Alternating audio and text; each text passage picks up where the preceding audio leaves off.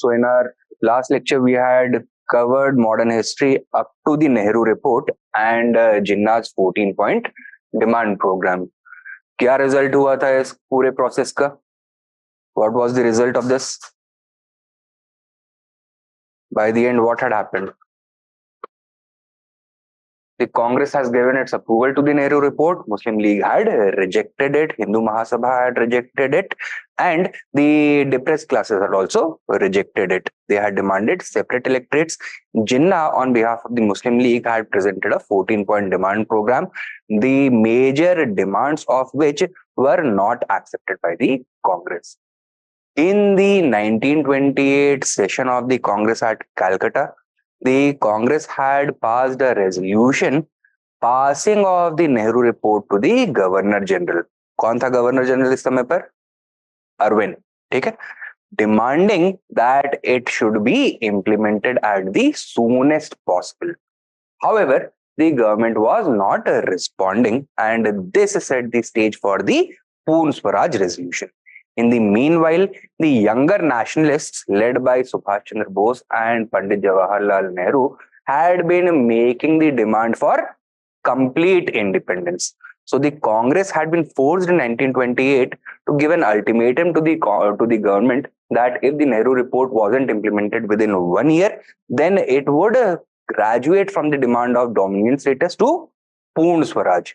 That 1 year came and went, the government did nothing. And thus, in 1929, the Poorna Swaraj resolution. Okay? So, give the next heading. Poorna Swaraj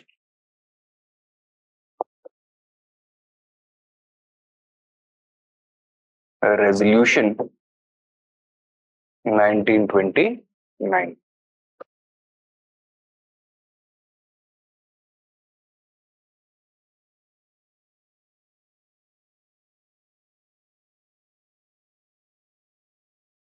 Write down. The younger congressmen such as Subhash Chandra Bose and Pandit Jawaharlal Nehru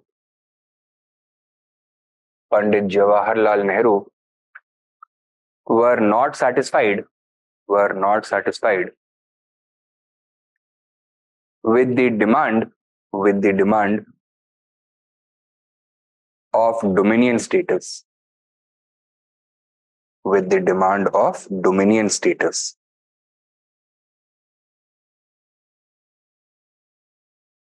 Full stop.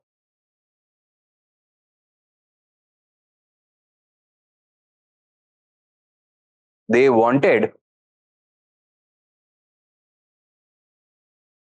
complete independence.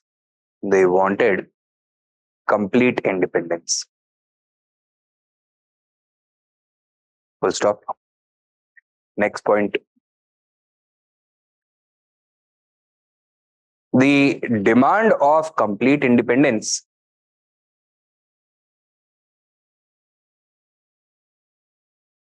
was not new.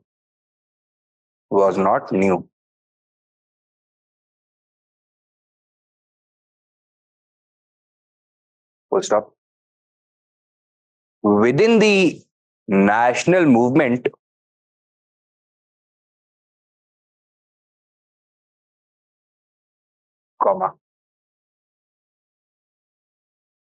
it had first been raised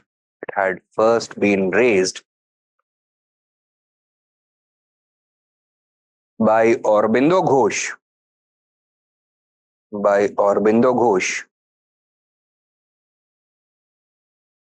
During which movement? During the Swadeshi movement.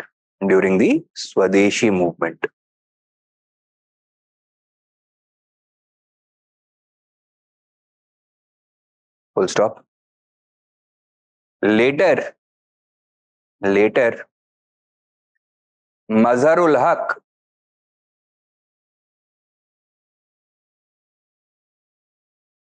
sorry, not Mazharul Haq, isko kaat do. Later, Hasrat Mohani had also interpreted had also interpreted Swaraj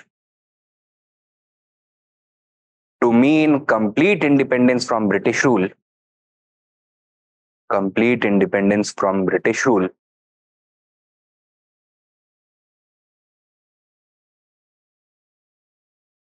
during which movement? During the non-cooperation movement. During the non-cooperation movement. In fact, what he had done was that in the 1921 joint session of the Congress and Muslim League at Ahmedabad, he had spoken during this session that Swaraj should not mean simple dominion status within the British Empire. It should mean Purna Swaraj, that is complete independence outside the British Empire.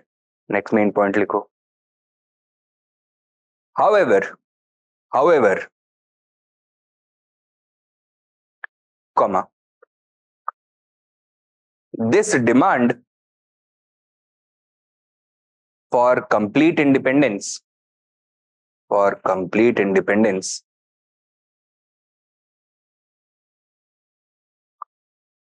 had not emerged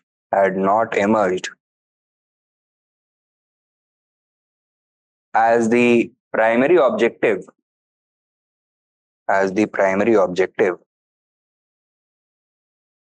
of the national movement as a whole,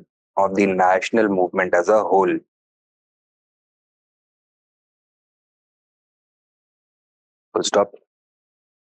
Next point. The Nehru report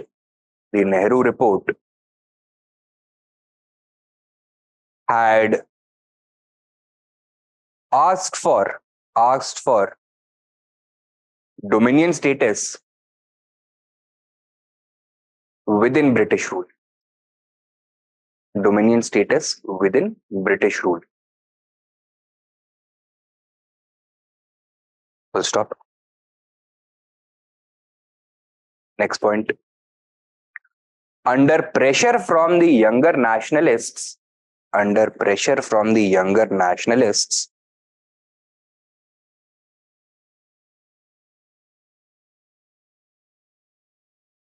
comma, the Congress, while endorsing the Nehru report,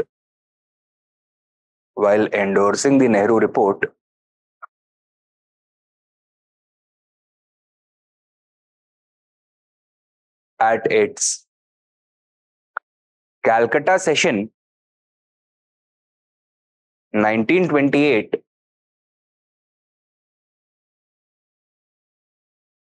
gave a 1-year deadline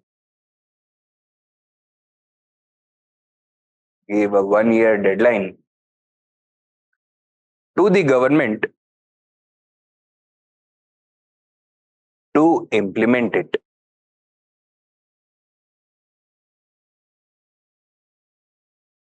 Full stop.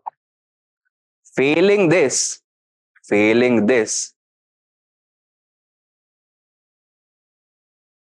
comma, the Congress would launch a mass movement to attain Purna Swaraj.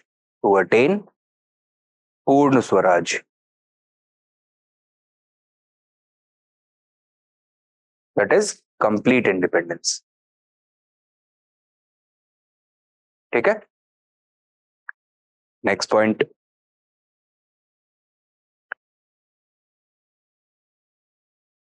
Citing, CITING, citing lack of consensus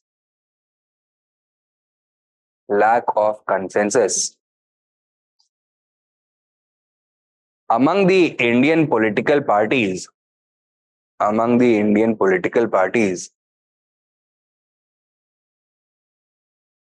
comma, the government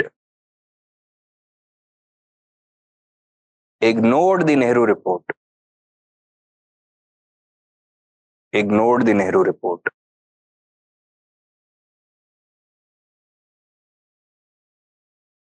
Full stop. Next point.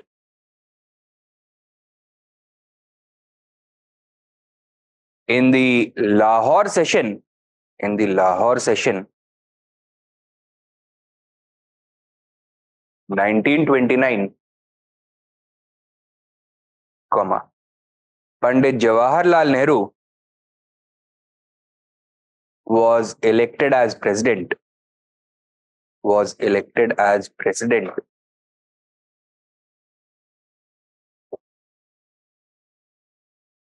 And introduced the Purna Swaraj resolution. The Purna Swaraj resolution.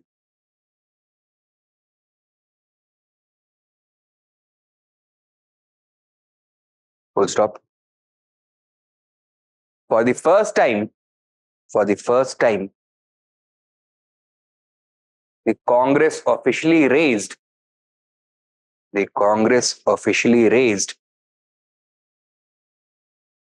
the demand of complete independence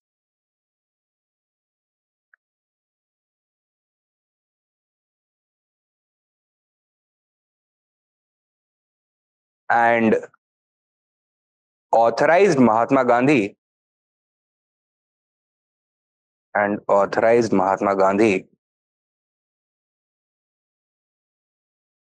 to launch a mass movement to achieve it.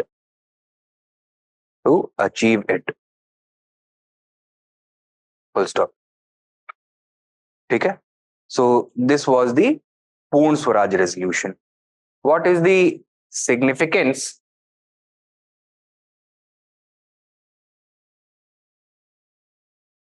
of this Purna Swaraj resolution?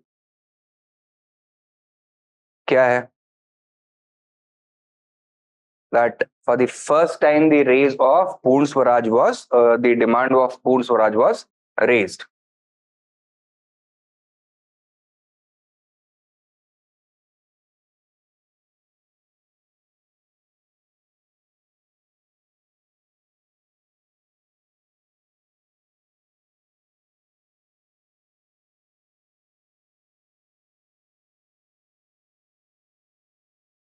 Did it also tell us something about the changing nature of the movement? Yeah, it was becoming more radical.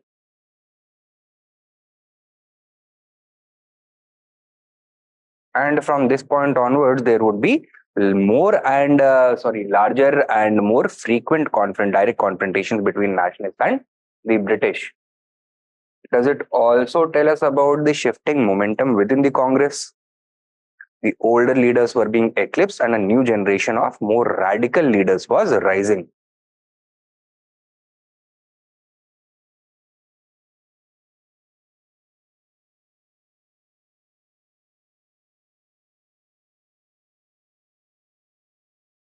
Purna Swaraj resolution, because of this shift in leadership, also signaled a shifting of the ideological position of the Congress towards which ideology?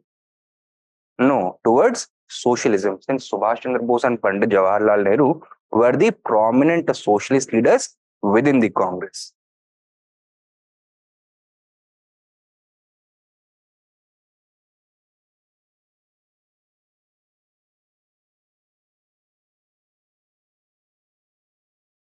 There would be a more prominent shift towards socialism. Because of this, what would happen to the mass participation and mass content of the movement? Mass participation would increase along with the participation of more peasants and workers.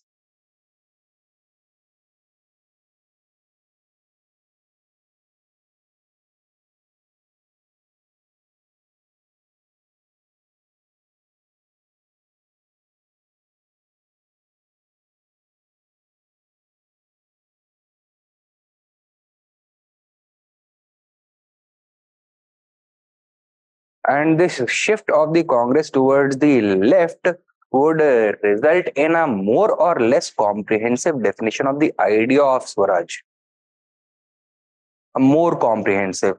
The leaders would be compelled to define to the masses, those who are supporting them, that is the working class, what Purna Swaraj is going to mean to them.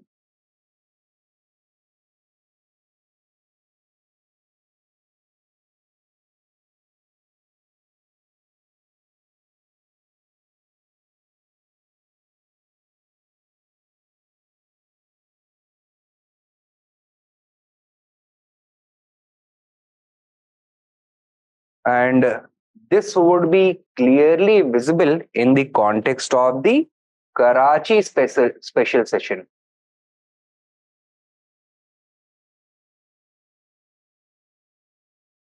Of 1931, which not only ratified the Gandhi-Irwin Pact but also introduced two important resolutions which defined what Swaraj would mean for the masses for the first time in the real sense, practically what it would mean to the masses. कौन से दो resolutions Pandit Nehru ने ही introduce करे थे? No, a resolution on fundamental rights and a resolution on a new economic program, right? So these were the important consequences of this Purna Swaraj resolution. The Purna Swaraj resolution and its shift towards the left would also be visible during the civil disobedience movement itself. Now, you remember during the non-cooperation movement, as soon as the radical movement of peasants had started against the zamindars, Mahatma Gandhi had withdrawn the movement. But this time around, owing to this shift during the civil disobedience movement, Mahatma Gandhi himself, along with the Congress leadership, is going to begin a no rent campaign.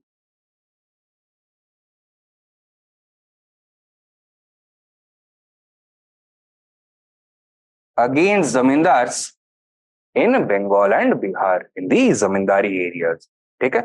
So there was a radical shift even in the mood of Mahatma Gandhi. He also seemed to be espousing more ardently to the leftist ideology. ठीक? As a result. So ये हो गया the significance of the Purna Swaraj resolution. Write this down.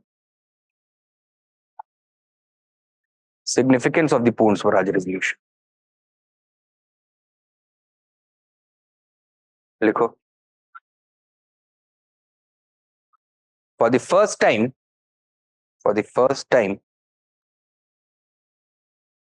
the demand of complete independence was raised by the Congress.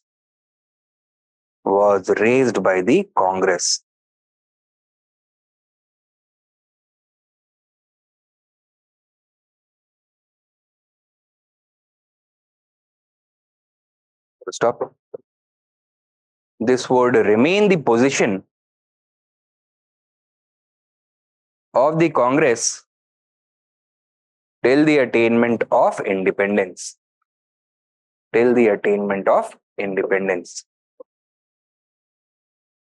Okay? So the Congress is never going to go back on this demand. Now, during the 1940s, the government will try to offer dominion status to the Congress on many occasions, and all these offers are going to be rejected. Okay? So write down. As such, same point में सब point भी लिख सकते हो. As such, comma, during the 1940s,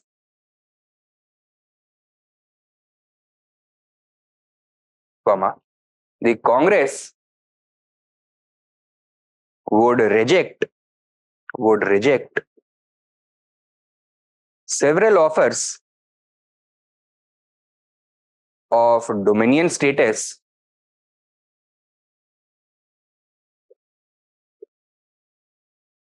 by the British.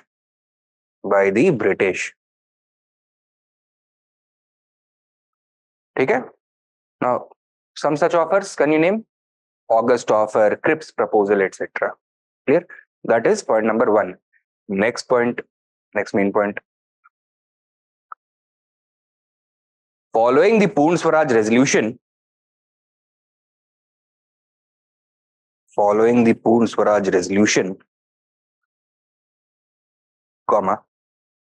the national struggle became even more intense than earlier.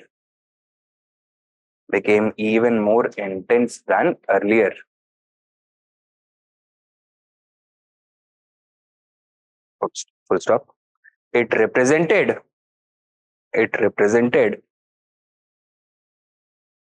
the emergence of a higher degree of radicalism,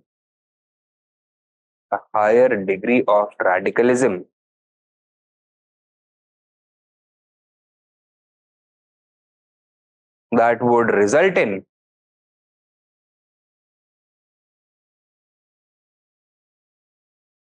more frequent and more direct confrontations between the nationalists and the British.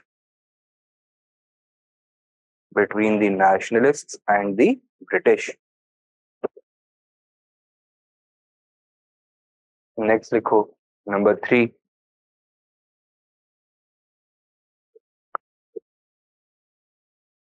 The Purna Swaraj demand, or Purna Swaraj resolution,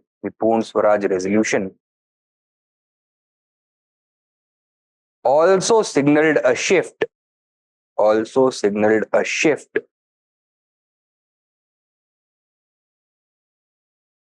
in the leadership within the Congress.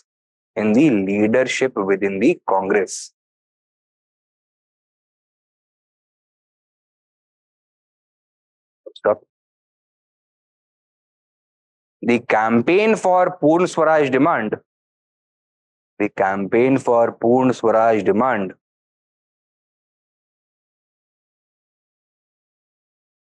had been championed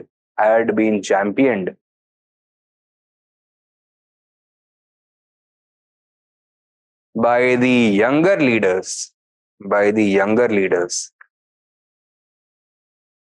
namely Subhash Chandra Bose and Pandit Nehru.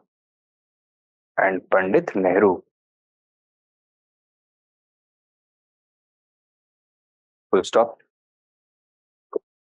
Slowly but surely,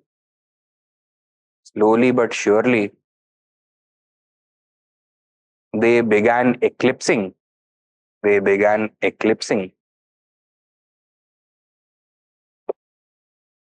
the older leaders, or the more senior leaders.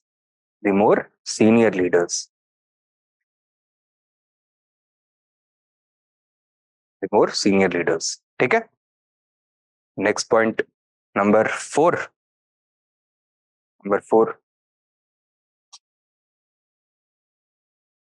The shift in leadership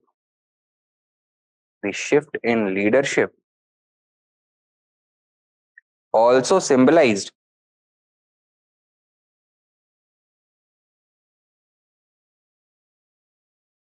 a shift in the ideological position of the Congress.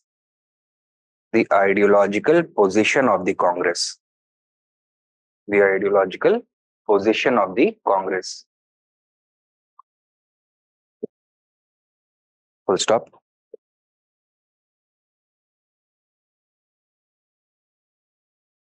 With the rise of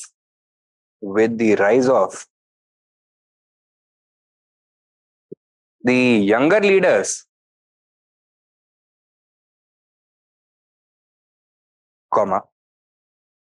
the socialist ideology became increasingly prominent within the Congress. The socialist ideology became increasingly prominent within the Congress.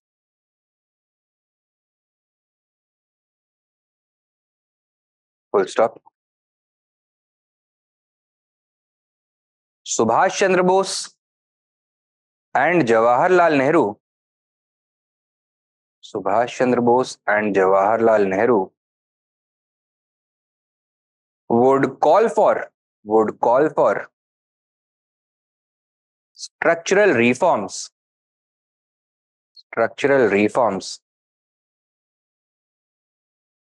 in the living and working conditions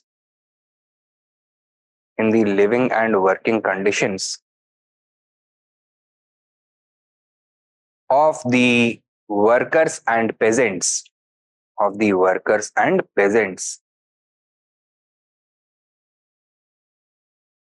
Full stop.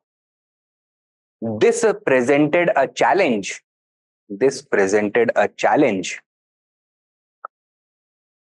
to the Gandhian ideal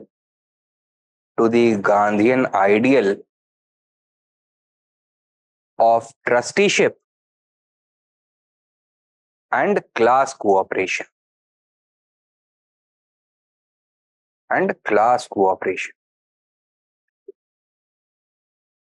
Full stop. As the socialist ideology matured,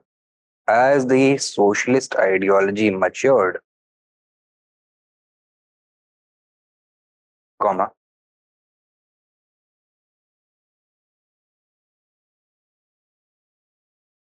the Congress witnessed the rise of the left within itself in the form of left within the Congress किसको बोलते हैं? In the form of the Congress Socialist Party. 1934 में it was created. In the form of the Congress Socialist Party, within brackets, 1934.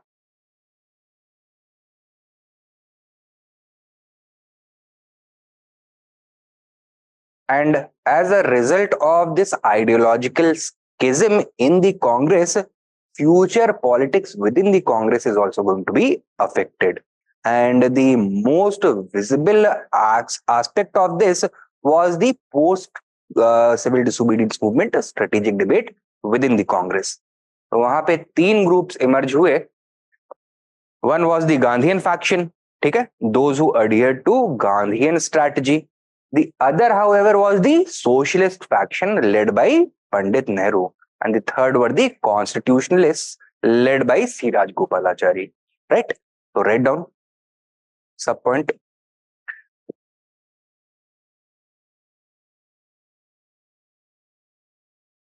The internal politics of the Congress would also witness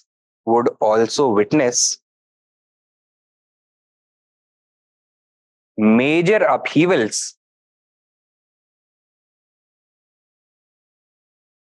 as a result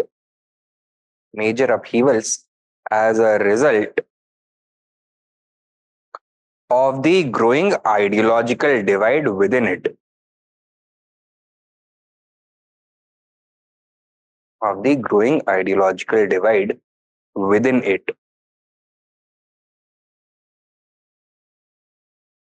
Full stop. The most visible manifestation of this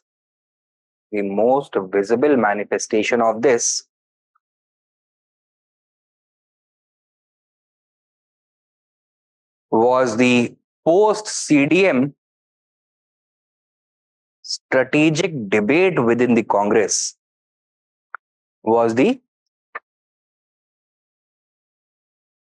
Post-CDM strategic debate within it.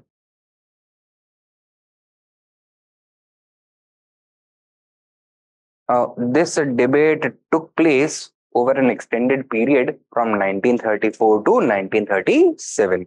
As I have told you, 3 factions थे, ठीक है.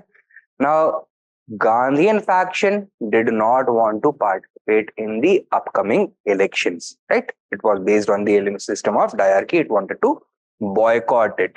Socialist faction, however, wanted to resume the movement, and constitutionalist faction wanted to cooperate in the electoral process. They wanted to enter the government.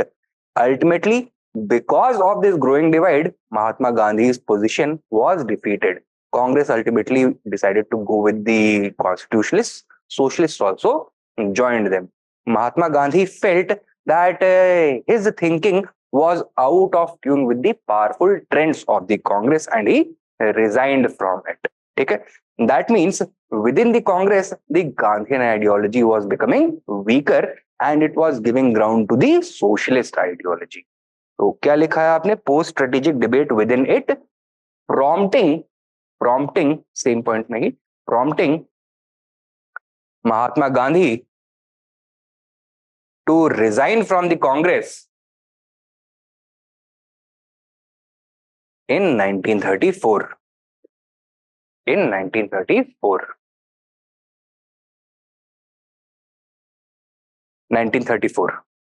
1934 में महात्मा गांधी ने कांग्रेस छोड़ दिया. Although he announced his intention to support the Congress from outside in both thought as well as action. ठीक है, तो लेकिन कांग्रेस तो उन्होंने छोड़ दिया था. And this marks the clear shift towards the left within the Congress. Next main point लिखो. As the Congress began leaning towards the left,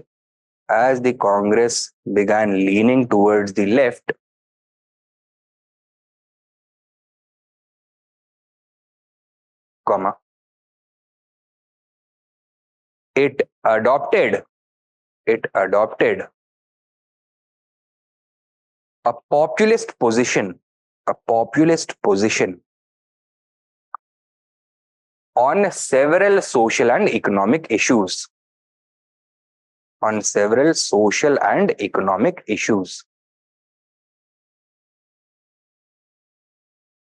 Resulting in higher mass participation,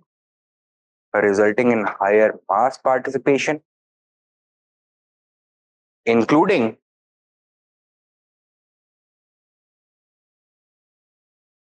the enthusiastic support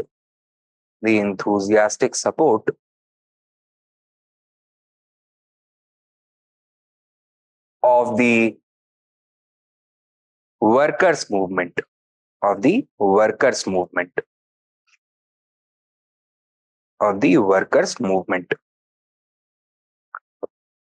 ठीक है? And that is why we will find that during the 1930s, several workers movements are going to emerge, including various trade union movements, the All India Trade Union Corporation movement, as well as the All India Kisan Sabha movement. Okay? Write down. This was reflected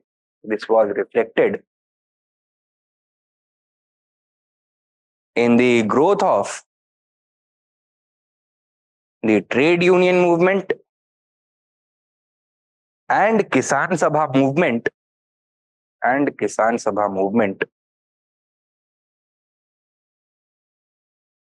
during the 1930s.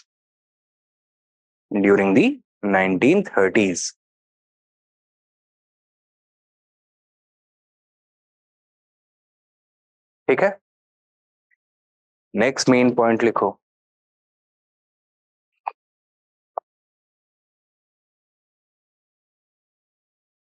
One aspect of the Congress's increasingly popular agenda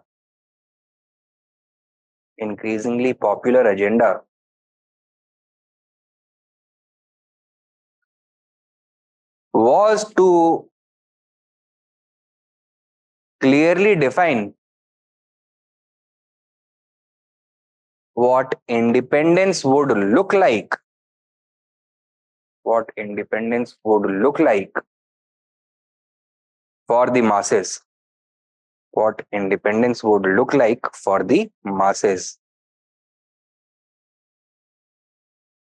full stop. Sub point. As such,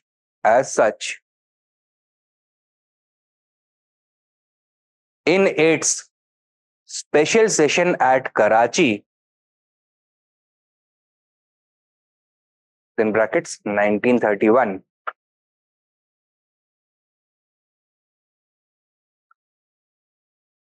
the Congress adopted two landmark resolutions.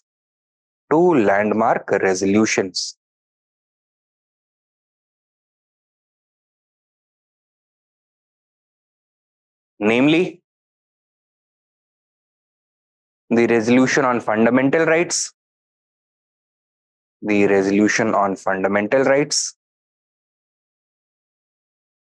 and the resolution on a new economic program.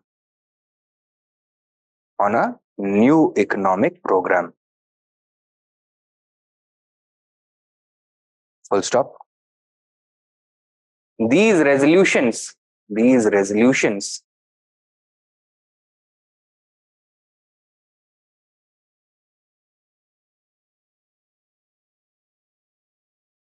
set the Congress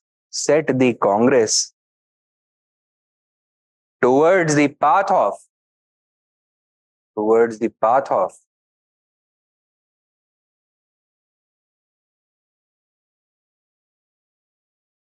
an egalitarian,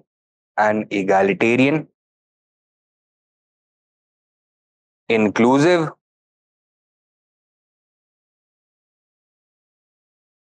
progressive, and democratic society. Egalitarian, inclusive, progressive, and democratic society. ठीक है? And finally लिखो number 7.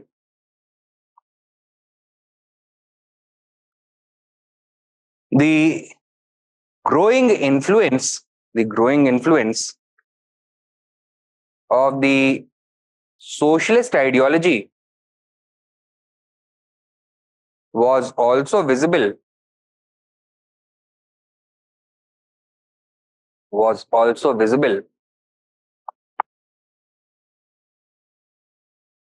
during the civil disobedience movement.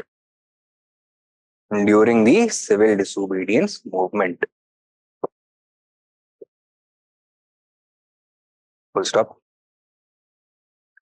Unlike the non-cooperation movement,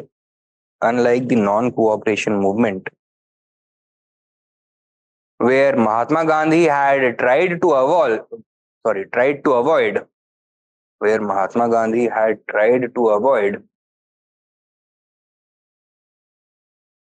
a direct confrontation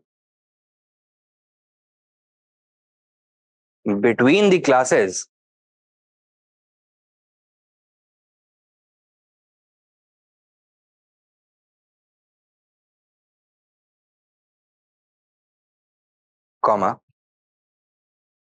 thus withdrawing it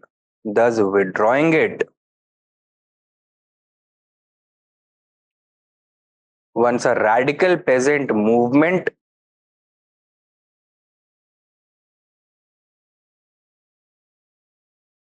targeting zamindars emerged,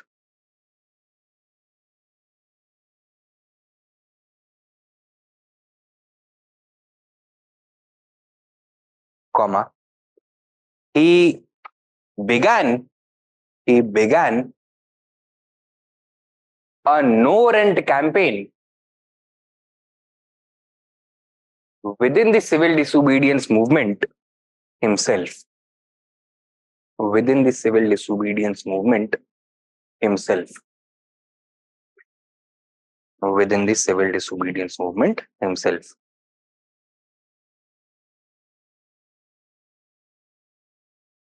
ठीक है?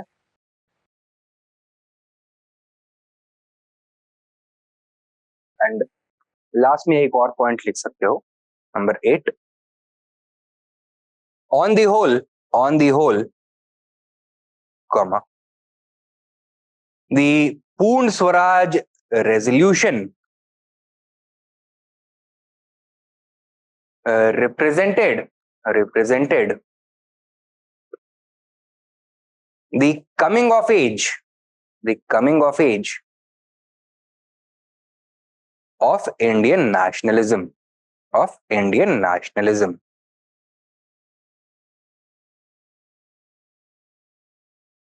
ठीक है? Not only was it the mature form of the national struggle, that means the ultimate demand that was possible as per Indian nationalists towards British rule, but because of the Purna Swaraj resolution, or the Purna Swaraj resolution also represented the maturing of the political diversity within the national movement.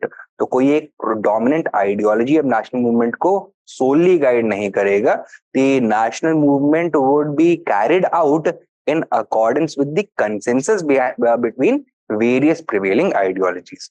So it would become more mature. It would become much more diverse and much more deeper movement, which would be a polyphonic movement. So write down. Subpoint. It was the logical conclusion.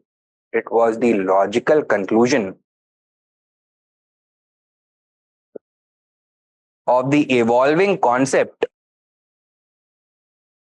of Swaraj.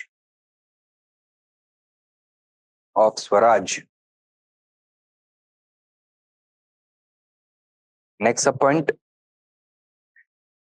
It represented the emergence of a polyphonic national struggle or a polyphonic national movement.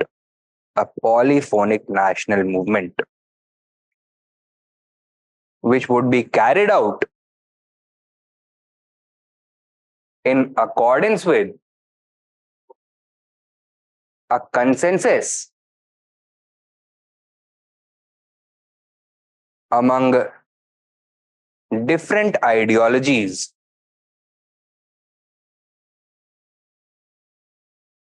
rather than among different ideologies rather than a single dominant ideology or leader.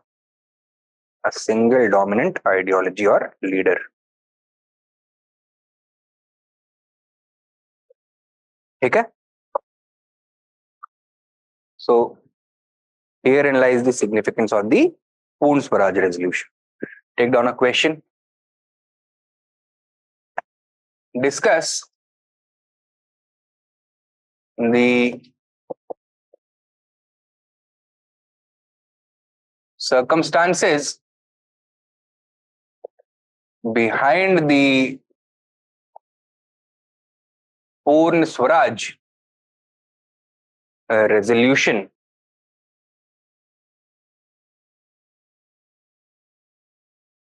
Full stop. What was its significance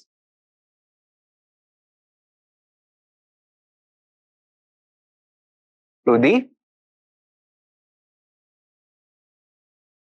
national struggle? Question mark. 200 words, 15 marks.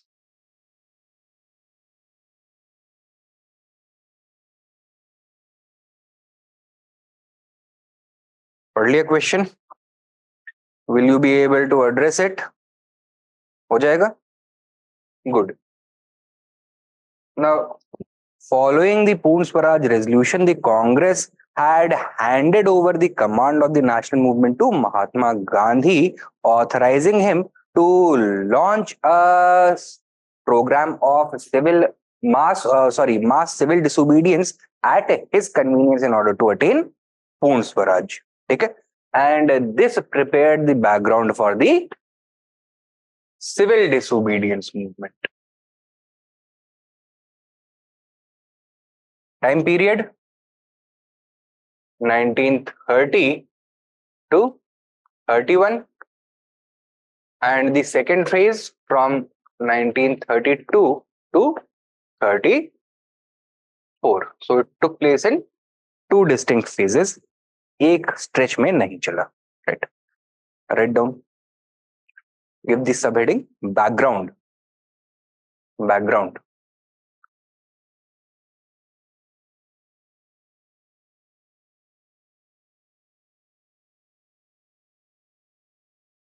देखो. The circumstances for the civil disobedience movement. The circumstances for the civil disobedience movement were prepared by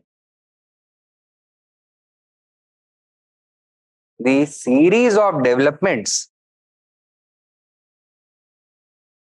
that had taken place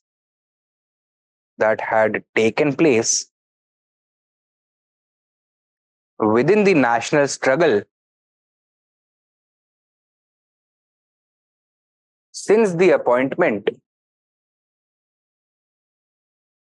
of the Simon Commission.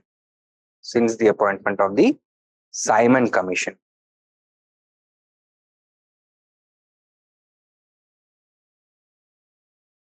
Full stop.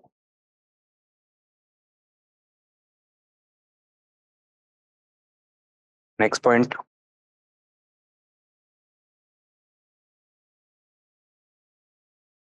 The government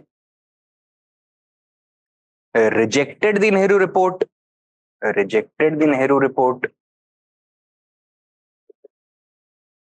Prompting the Congress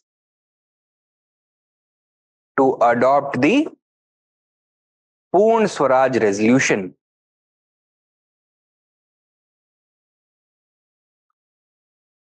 To adopt the Purna Swaraj resolution. Full stop.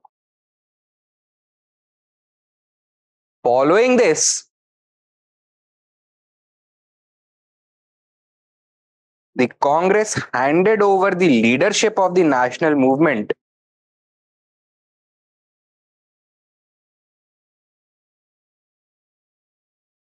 to Mahatma Gandhi.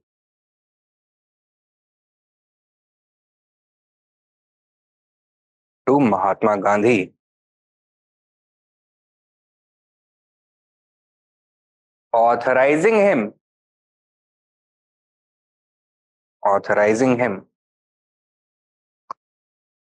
to begin a program of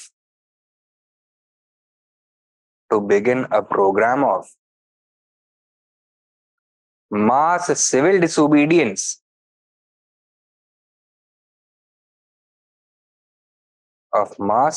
disobedience to attain Purna Swaraj.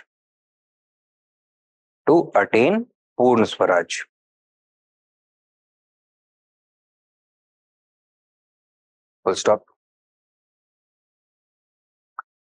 Next point. What did Mahatma Gandhi do now? He raised 11 demands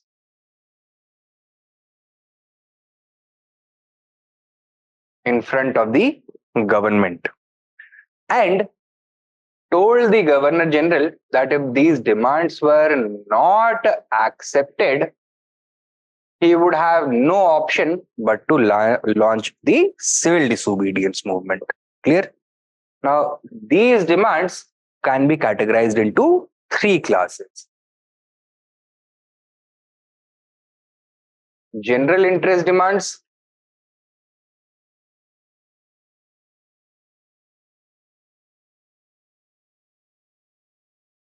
peasant demands, and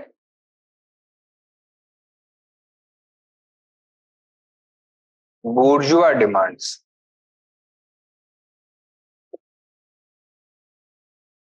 Okay? Now, some of these demands included things such as the demand to abolish salt tax,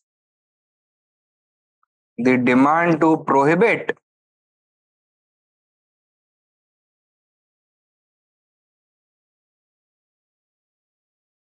liquor and other intoxicants, the demand to release political prisoners, the demand to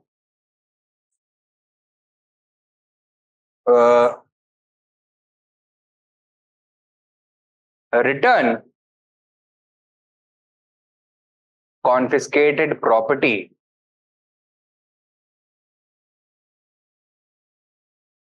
the demand to strengthen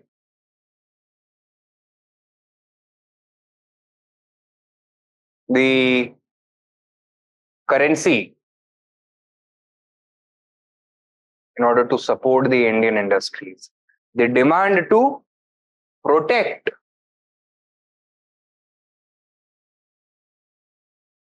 Indian industry from foreign competition, the demand to lower the rate of land revenue, the demand to lift the ban on nationalist literature, etc. ठीक है? Now, why do you think he raised such demands instead of simply announcing that from this day I am going to start a march from from Sabarmati to Dandi in order to break the salt law? Why raise these demands first? Answer इनके nature में है. किस तरह की demands थी? Demands in the general interest, demands of the pageants and demands of the bourgeois class, right? That means that Gandhiji wanted to enrobe the support of the entire nation. He did not want to leave anyone behind. He did not want anyone to feel that they were alienated from this movement. Okay? He knew that the government is not going to accept any of these demands.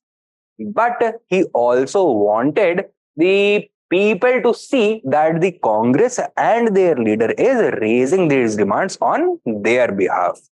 Now, for example, the demand for salt was probably the most secular and most inclusive kind of demand that was ever possible. Salt is something that is consumed by everyone, whether rich or poor, whether man or woman, whether Hindu or Muslim, whether upper caste or lower caste. Secondly, salt also has a very emotional connotation in the Indian culture. It is associated with honor, loyalty, dignity, etc.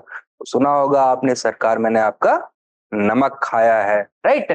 And therefore, he knew that the people are going to respond to it in large numbers. Therefore, he raised this demand. Secondly, by taxing the production and consumption of salt, the government was harming most acutely the interests of the lower sections of the society. अमीर तो फिर भी afford कर सकते हैं, but this is something that since everybody is consuming, the poor are also consuming in equal amounts, but the tax is hurting them the most. So while Mahatma Gandhi knew that the government is going to reject these demands, it is not going to accept these demands, he felt that it was clear to raise these demands in order to clarify the position of the Congress and himself for the masses, and also to secure the moral high ground so that the government could not accuse Mahatma Gandhi or the Congress of launching a sudden assault on the British. तो clear warning दिया था by raising these demands that if you don't fulfill these demands, we are going to launch a mass movement. ठीक है? तो क्या लिखा है आपने अभी? What is the last thing that you wrote? हाँ, to adopt the Poorna Swaraj resolution. Next point लिखो, Mahatma Gandhi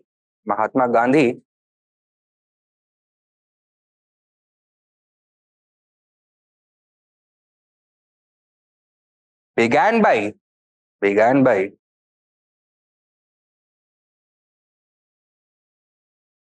presenting a set of 11 demands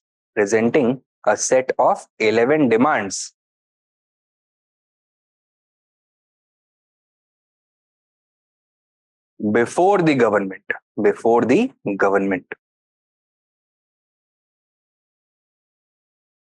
Full stop. Some of the major demands included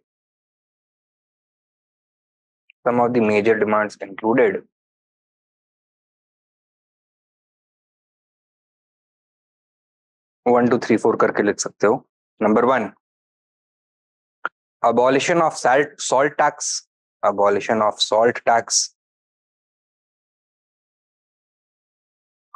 Number 2,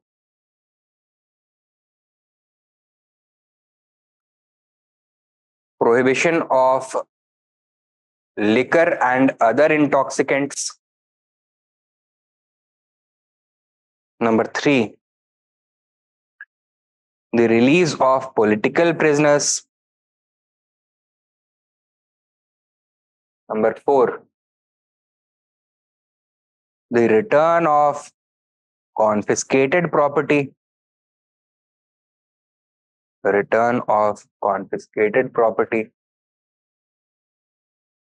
Number 5, inquiry into police atrocities.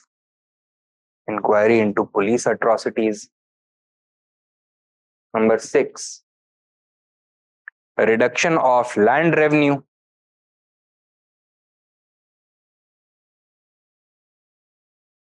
Number 7, lifting the prohibition on nationalist literature.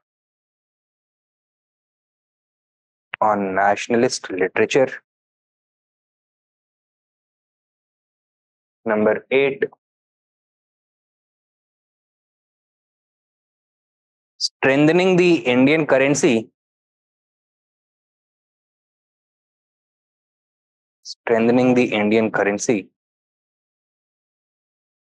Number 9, protecting Indian industries against foreign competition.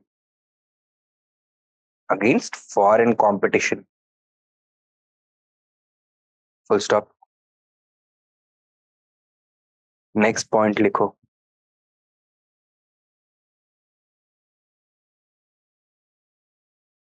A closer observation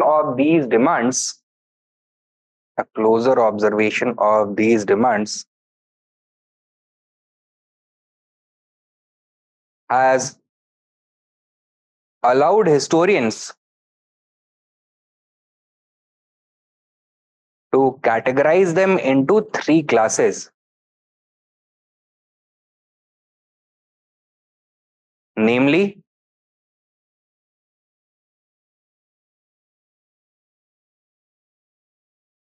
A, B, and C. A, general interest demands.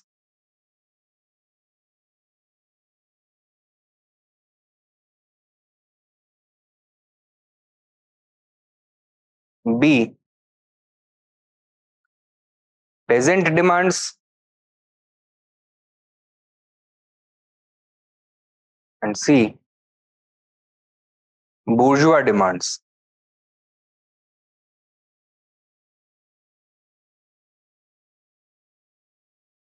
Full stop. Next point.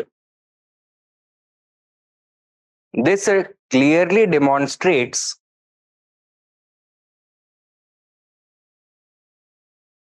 Mahatma Gandhi's intention to enlist the support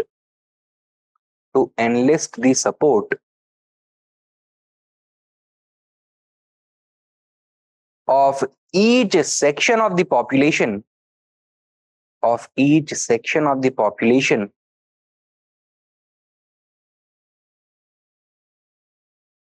for the upcoming civil disobedience movement. For the upcoming civil disobedience movement. Full stop. He knew, subpoint, he knew that the government would not accept these demands.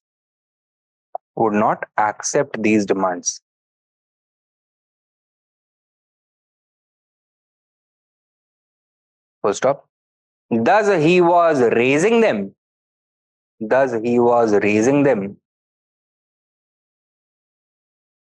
to clarify the Congress's position to the masses.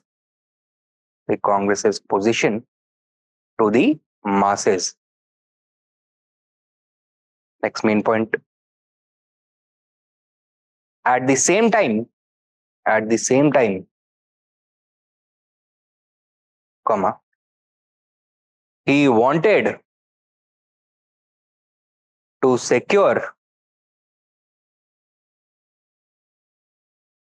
the moral high ground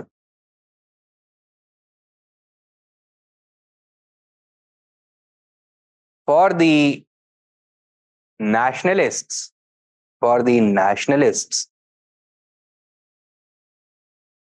since this forewarning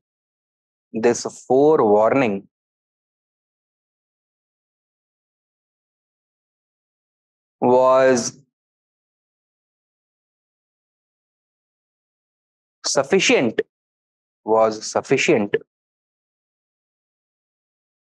to preempt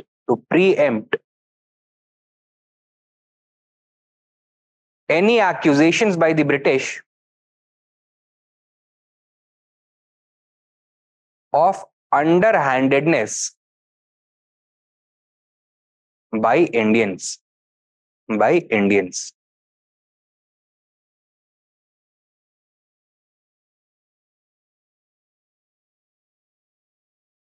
ठीक है,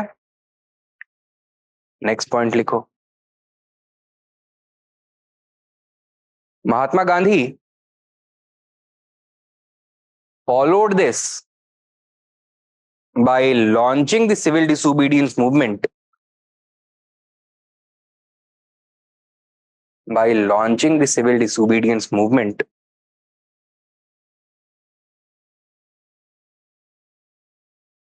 when the government ignored these demands.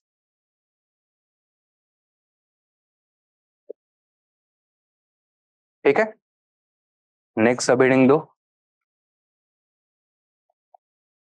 Important developments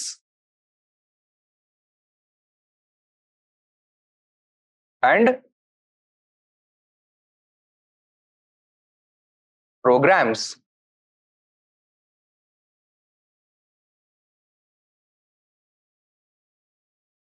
within the civil disobedience movement.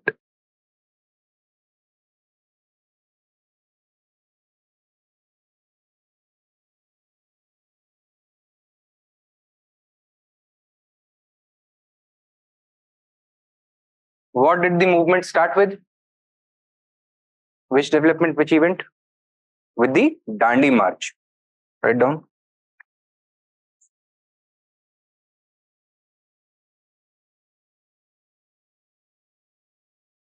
12th March 1930.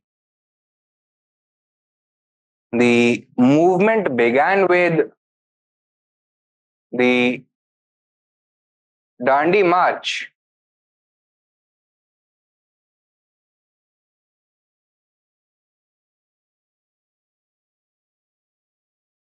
as Mahatma Gandhi led a band of how many followers from Sabarmati to Dandi? 78 satyagrahis. 78 satyagrahis.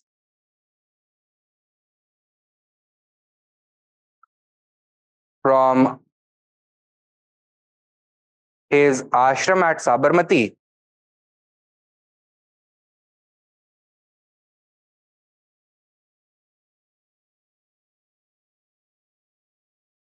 to Dandi, where he reached on the 6th of April.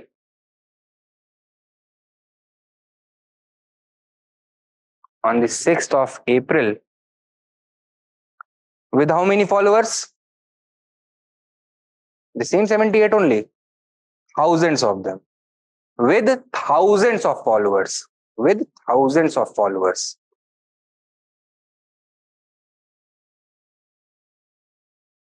And what did he do at Dandi?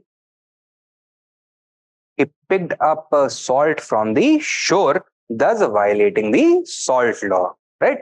So Dandi was a small coastal village in Gujarat. From Sabarmati to Dandi, the distance was roughly 378 kilometers. It took almost a month to march from Dandi to Sabarmati.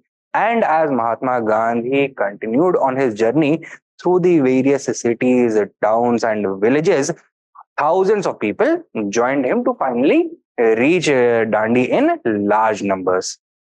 Write down. At Dandi, comma, he broke the salt law. He broke the salt law by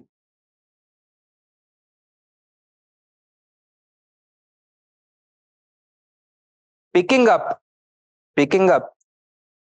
salt from the beaches. Picking up salt from the beaches. Take. And with this, the civil disobedience movement was sparked off. Next point likho, number 2. Similar salt marches or salt satyagrahas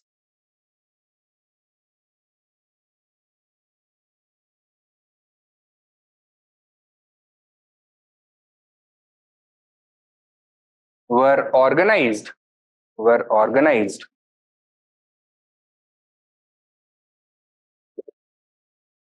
कहां पर? In other coastal areas, right? तो जहां पे समंदर होगा वहीं पे ये सॉल्ट मार्च करा जाएगा. In other coastal areas including number 1 Kerala, where the salt march was led by K. Kelappan.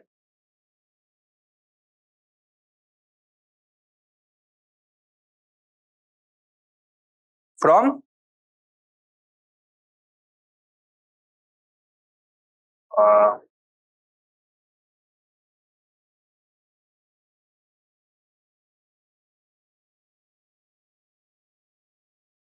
Calicut to Padiyanur.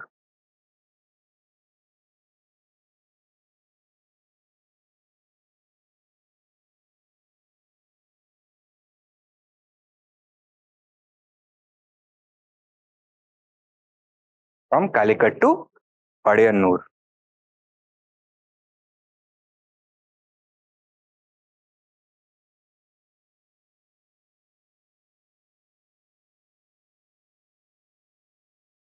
In Tamil Nadu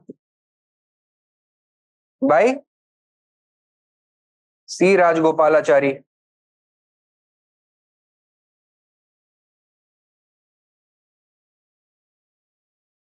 From Tiruchirappalli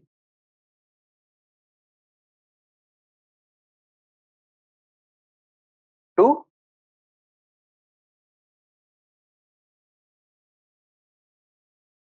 Vedaranyam.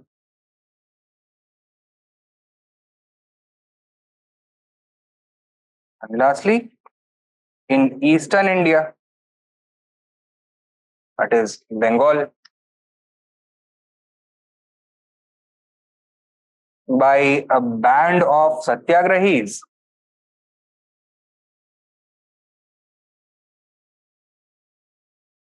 from Sylhet to Noakhali.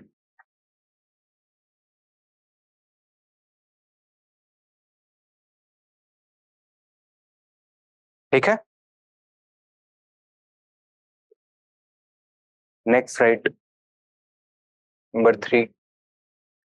Similarly, salt agitations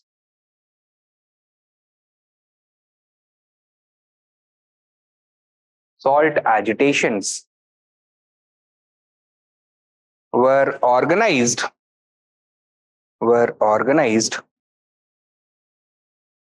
around major salt refining factories.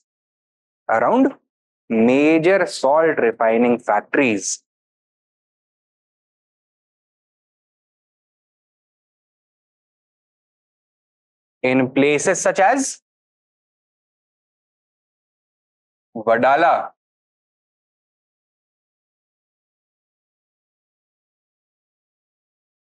Bombay,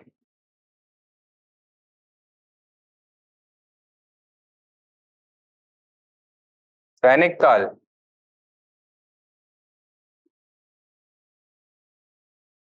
Karnataka, and the Dharasna salt works. कहां पर? गुजरात. ठीक है. So the objective of the satyagrahis at these salt agitations was to force their way into the factories and manufacture salt themselves, thus violating the salt law. Salt को manufacture करने के लिए a license was needed. They did not have this license. ठीक है. And it was the agitation at the Dharasna salt works which captured international attention, right? A large number of foreign journalists, including British and American journalists, were present over here. Initially, the movement was to be led, this agitation was to be led by Mahatma Gandhi, but he was arrested soon after the Dandi March. Then the responsibility was transferred to Pandit Jawaharlal Nehru. He was also arrested. And finally, the agitation was led by Sarojini Naidu, Ali Imam, and Manilal Gandhi, one of the sons of Mahatma Gandhi. Okay? Now, at Dharasna, the scenes were somewhat like this. The factory gates were barricaded by the police, while the satyagrahis organized themselves into disciplined files and began marching towards the gate to enter it. The gate was blocked by the police, who started raining lathis on the heads of the satyagrahis. As the satyagrahis got wounded and fell to the sides, their comrades from the back came and pulled them back, gave them first aid, and the unwounded ones now joined this march. Right? Now, although the satyagrahis were not able to enter the factory, but their determination won the minds and hearts of the international press. Webb Miller, an American journalist, wrote several articles exposing the brutality of the British. So, in full color, for the first time, the entire world got to know about the truly brutal nature of British colonialism in India. ठीक है? So, क्या क्या देखा है हमने, किस तरह के programmes? Dandi March, other salt marches, salt agitations, etc. But it is not possible to violate the salt law in all parts of the country. Not every place is going to have either a factory or the coastline. So other forms of protest are going to emerge in different regions of India. Write down. Next, likho. In the Northwest Frontier Province,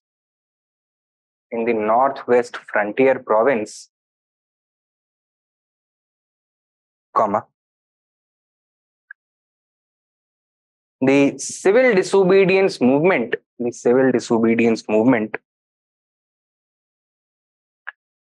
took the shape of a massive protest movement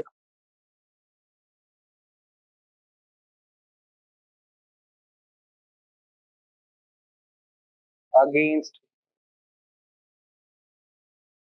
British rule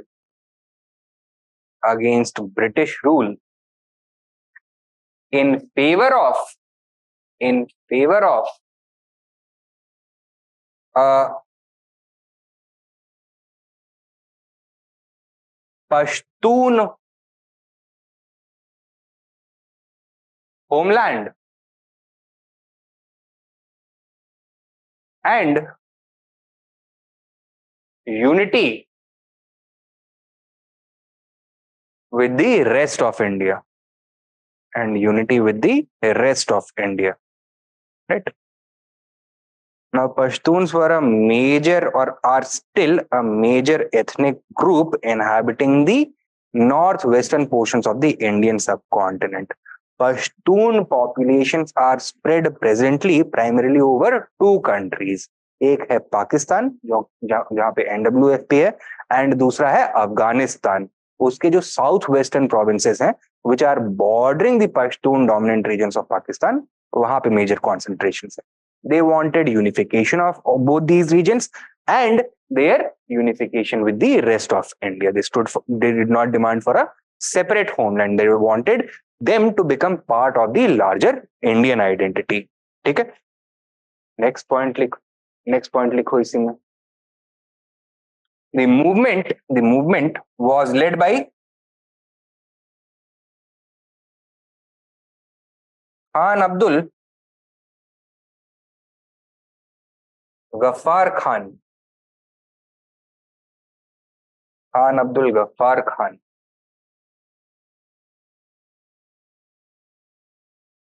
Who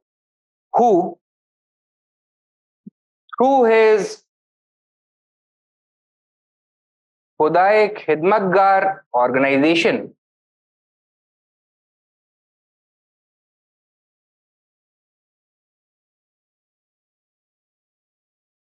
who were also known as the Red Shirts.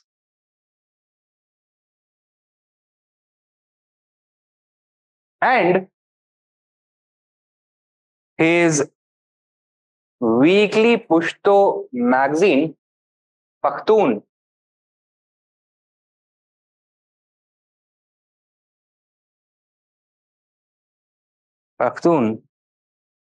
organized massive demonstrations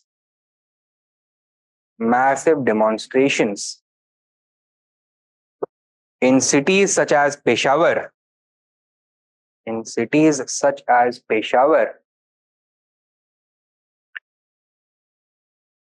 against British rule.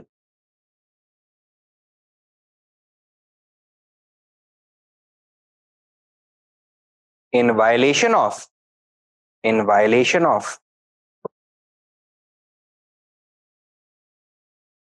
unlawful assembly prevention laws. The British had imposed section 144 in Peshawar, and that was the law which was violated. The movement in the NWFP reached a boiling point when the British called in their military and ordered the soldiers to fire on the peaceful protesters, right? तो Kumaon Regiment के soldiers थे. What did they do? Did they fire और did they not? They refuse to fire. ठीक है. And this was a major shock to the British. Till now, they had been using their forces in order to suppress Indian nationalists. Now they could not be relied upon. Write down. A major shock. सब point में लिखो. A major shock was received by the British when Indian sepoys refused to fire on the unarmed protesters. On the unarmed protesters. On the unarmed protesters. ठीक है. Next point लिखो, number 5. In the United Provinces,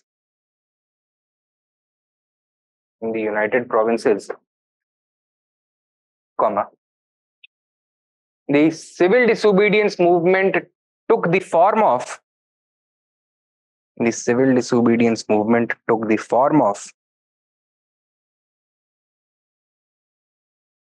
a powerful no revenue campaign.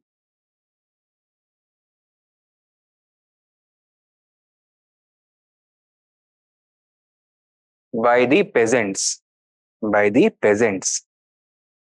Powerful no revenue campaign by the peasants. Full stop. Next up point. Since the government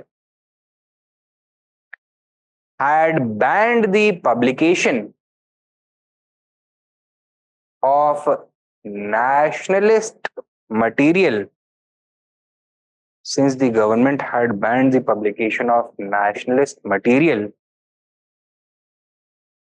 comma, mass mobilization was conducted through the publication of patrikas or illegal news sheets,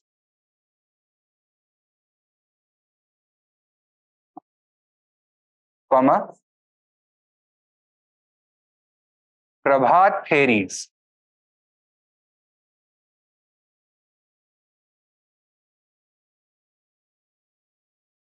manjari senas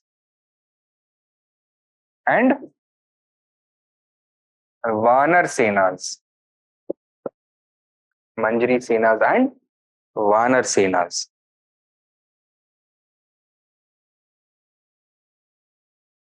ठीक है. What are Prabhat Fairies, Manjari Senas and Vanar Senas?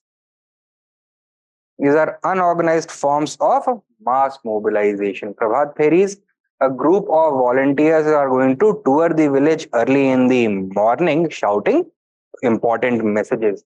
Manjari Senas and Vanar Senas, troops of theatrical performers are going to travel from village to village performing politically informative और socially informative skits और dramas. तो छोटे छोटे performances होंगे जिसमें कुछ political या social message होगा. और यहाँ पे message क्या था? The no revenue campaign, civil disobedience movement, demand for Poorna Swaraj, etc. All of these were illegal activities in the eyes of the British. They were prohibited. Therefore, by doing them, the Indians were breaking the law, violating the law. Next लिखो. In Eastern India,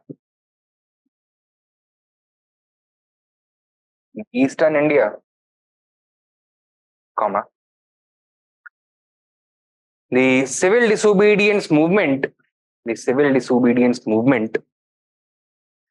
took the shape of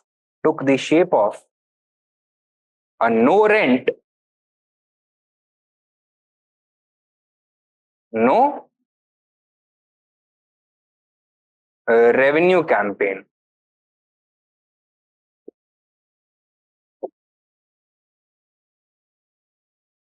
that targeted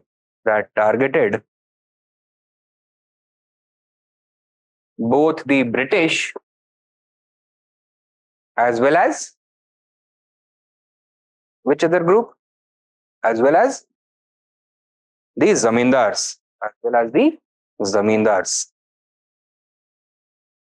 Okay?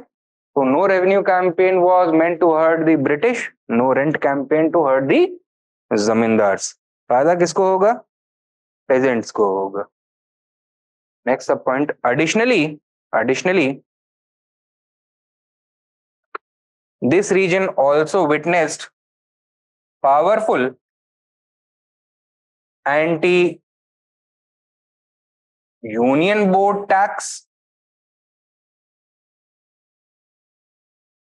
and anti-chowkidari tax campaigns.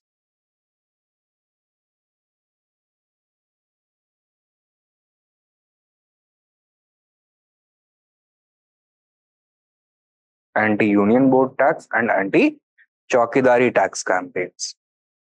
Now, the Local Self-Government Act of 1882 had set up various local self-governing bodies, including district boards, union boards, municipal corporations, municipal councils, etc.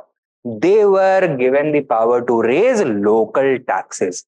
Now, initially, this had been introduced as a reform measure to include more Indians in administration, especially at the local levels.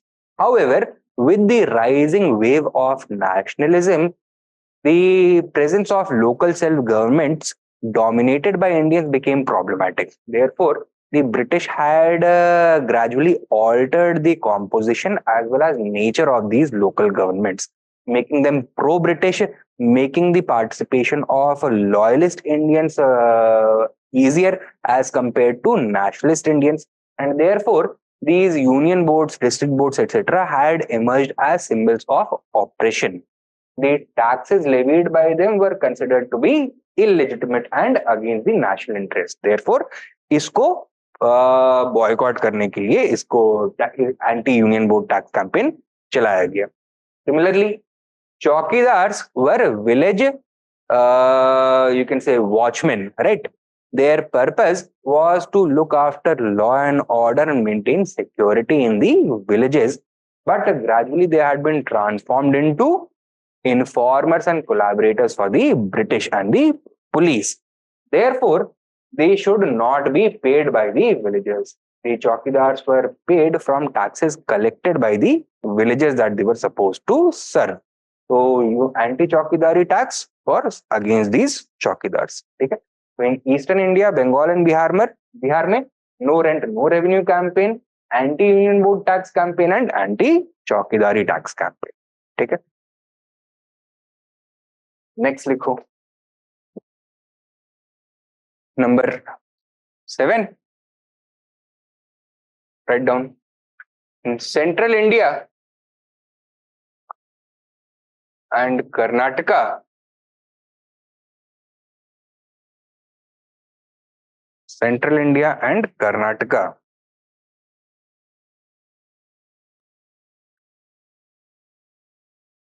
the civil disobedience movement brought about powerful forest agitations.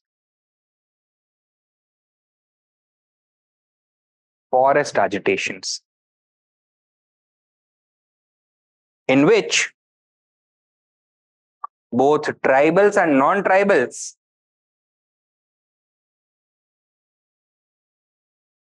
violated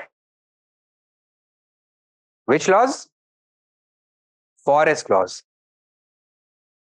Both tribals and non-tribals violated forest laws. Okay? So since this was a heavily wooded region, since there were a large number of tribals, and since this region was dominated by the forest department, which was exploiting the tribals, which was a major cause for their misery and marginalization. So यहाँ पे greatest anger was against these forest laws and the forest department. So protests against the forest department and its officials and violation of the forest laws. This was the main activity in central India and Karnataka. 8 likho. In northeast India,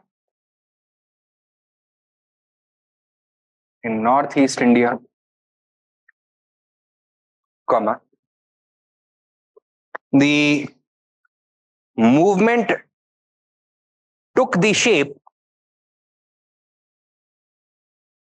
of a popular protest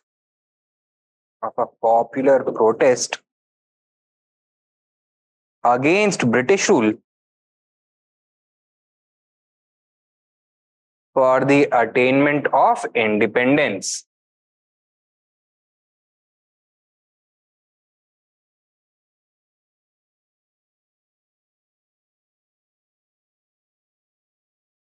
The point for popular protest against British rule for the attainment of independence. Full stop. Rani Gaidenliu.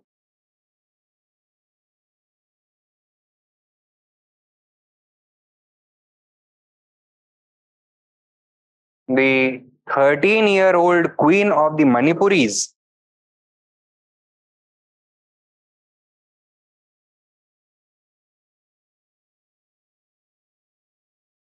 emerged as the face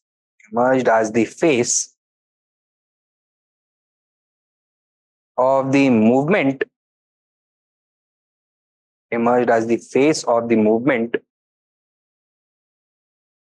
for a separate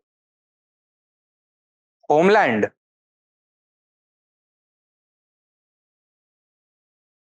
for the Nagas and Manipuris.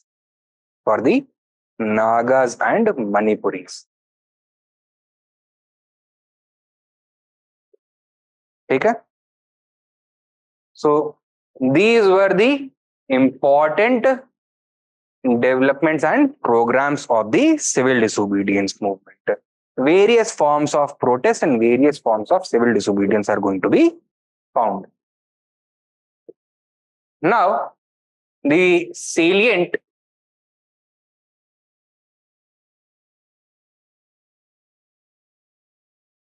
features of the movement.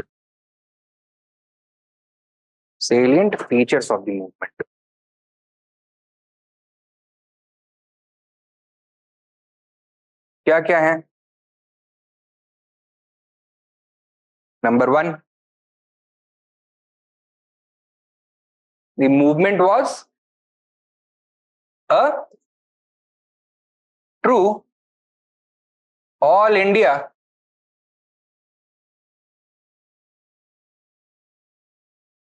Gandhian movement. It was a true all India Gandhian movement.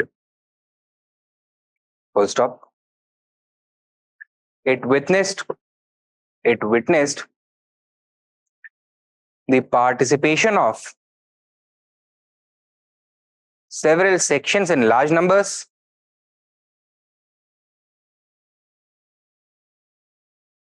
across various regions,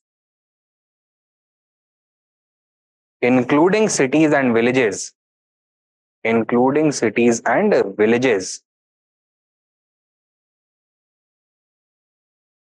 Full stop. Mahatma Gandhi played an instrumental role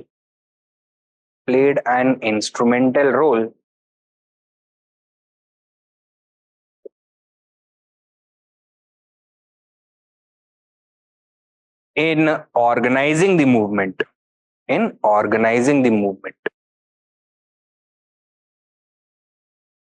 and remained in supreme control from its beginning to the end.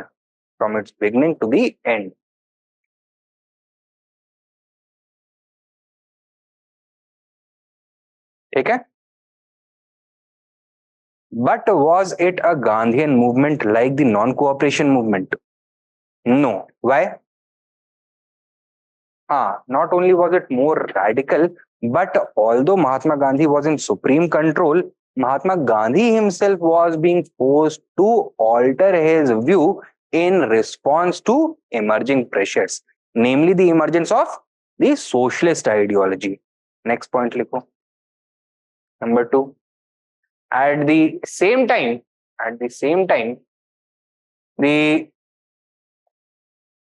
rising influence of socialism was visible was visible within the movement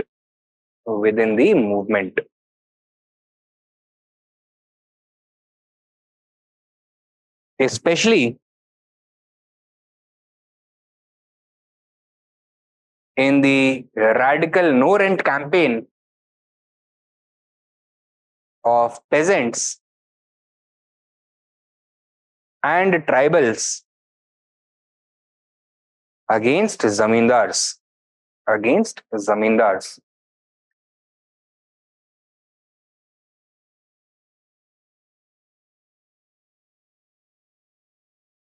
Another way in which the civil disobedience movement was very different from the non-cooperation movement.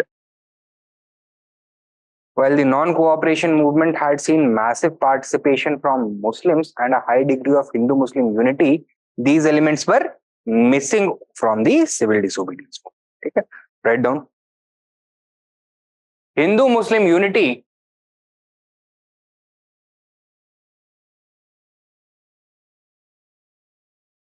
was missing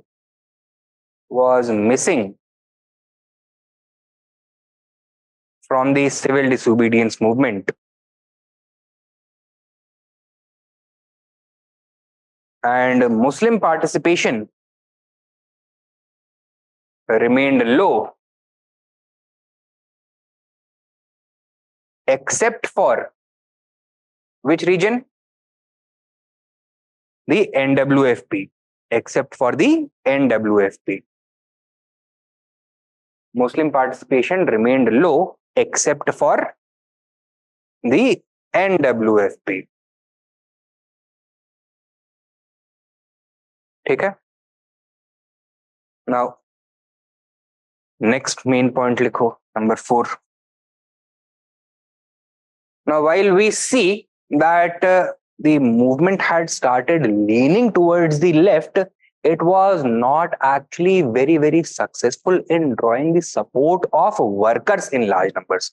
Although peasants did participate in large numbers, workers decided largely to stay away. Why was this?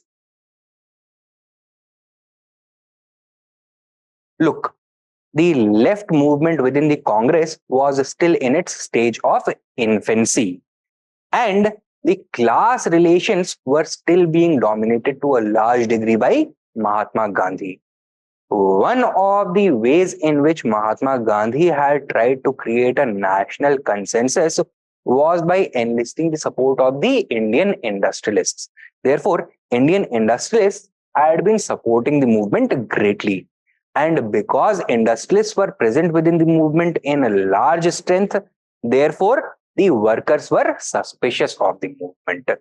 They were listening to the more radical leftist outfits, such as the Communist Party of India, which was telling them not to trust the movement because the Congress was actually interested in preserving the bourgeois interest, the interest of the industrialists and the middle classes, and not looking after the workers' interests.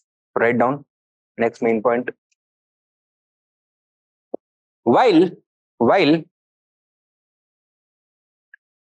the civil disobedience movement witnessed a leftward shift, comma, it was unable to attract the masses attract the workers in large numbers. It was unable to attract the workers in large numbers. Full stop. This was because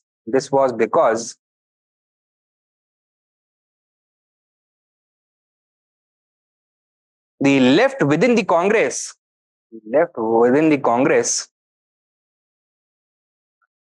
was still in the early stages of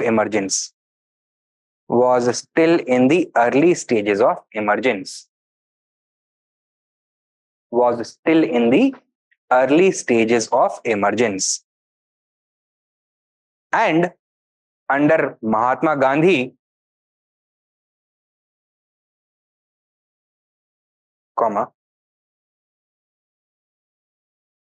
the Congress relied heavily upon the support of industrialists, which made the workers suspicious.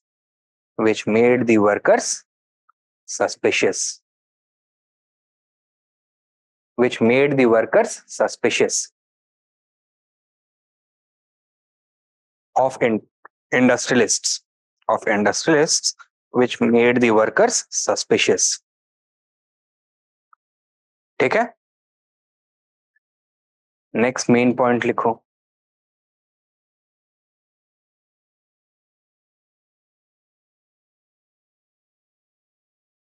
The movement remained peaceful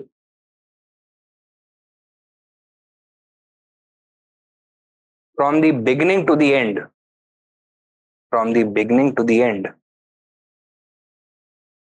With the nationalists displaying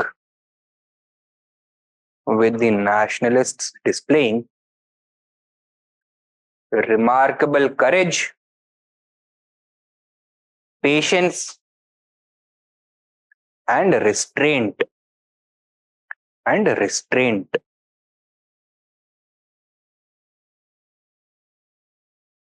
What did this indicate? That by this point of time, the nationalists, the Indian masses, had become more familiar with the Gandhian strategy and method of satyagraha. Non-violence had become an inherent part of the Indian political and cultural ethos by this point of time. Okay? Full stop. This indicates that the masses had fully accepted the Gandhian method of non-violent satyagraha.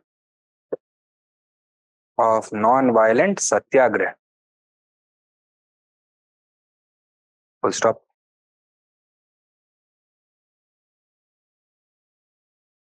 And despite the movement being completely peaceful, how did the British respond?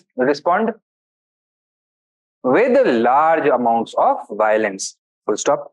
Despite this,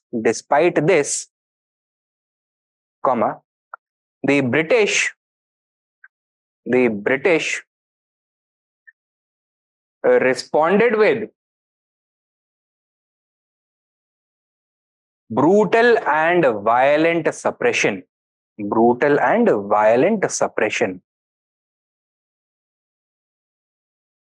Full stop.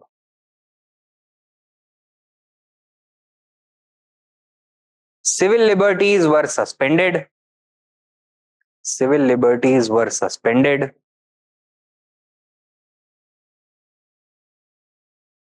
With restrictions on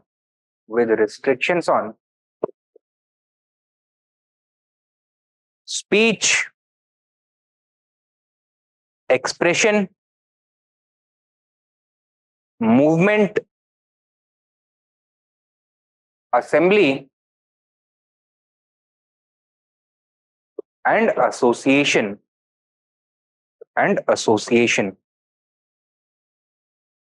Full stop.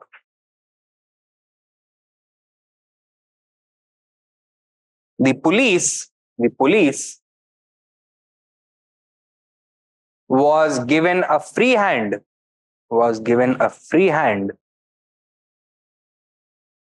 to violently suppress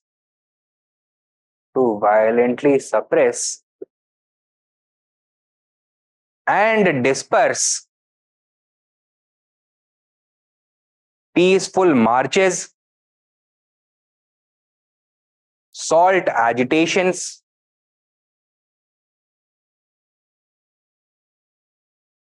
pickets, and satyagrahas through lathi charges,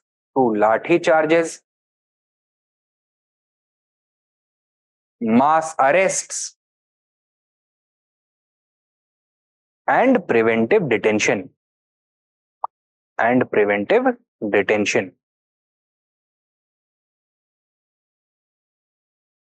ठीक है, next main point लिखो.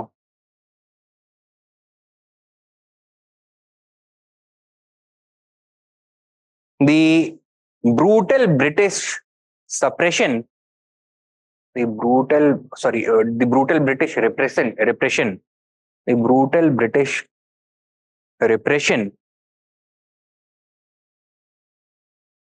invited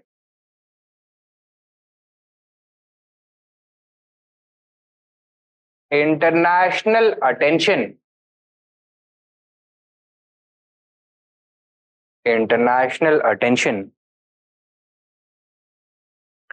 Full stop. For the first time, comma, the national struggle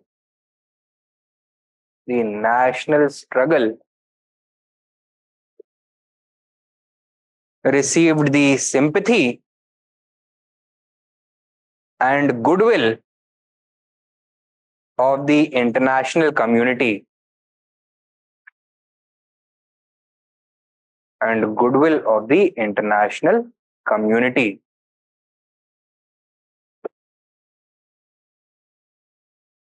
Full stop. The British regime was criticized and condemned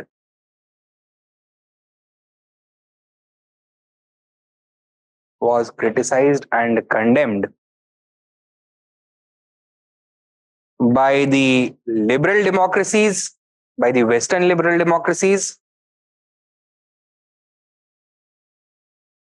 and the Soviets alike.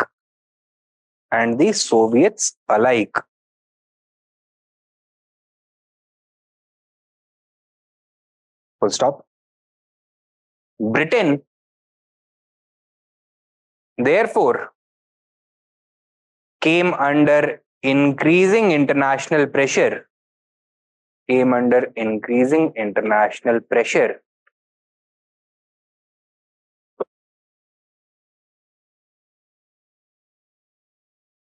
to introduce liberal reforms.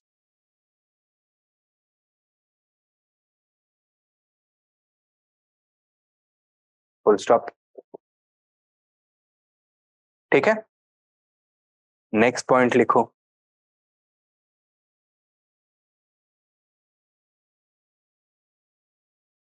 The mood of the Congress appeared far more radical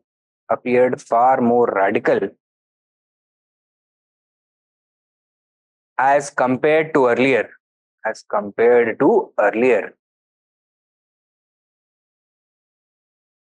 Full stop. It even boycotted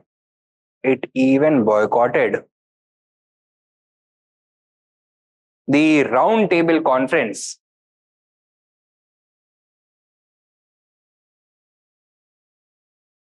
forcing the government to come to the negotiating table. To come to the negotiating table.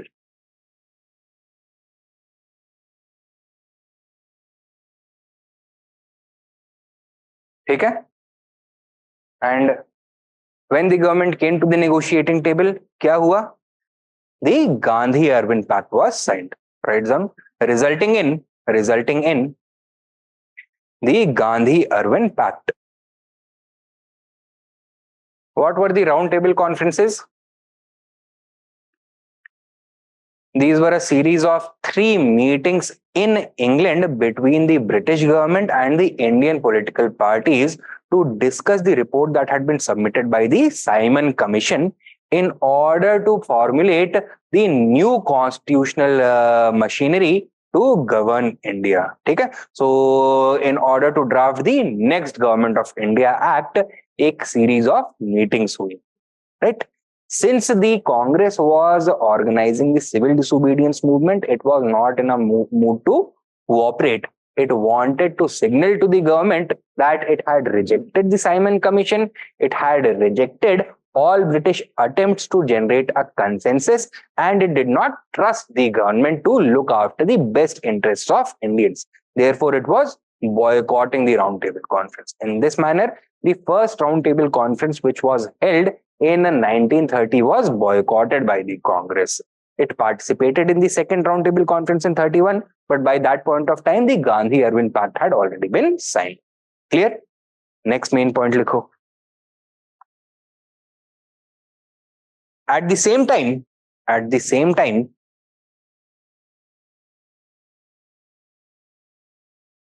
comma, cracks had started emerging.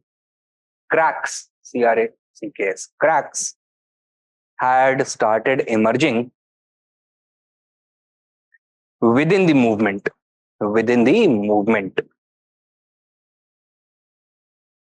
Full stop. Traders and industrialists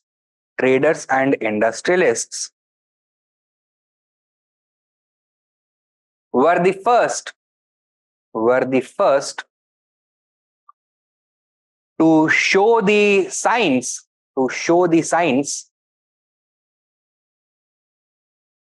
of fatigue. Full stop. Now, the traders had vowed not to sell foreign cloth, and the industrialists had vowed not to use foreign yarn. They had vowed only to use khadi spun yarn. Okay? However, as time went on, this strategy started harming their economic interests, their profit margins, and they wanted a quick solution. Okay? Write down. They were the first to feel the effects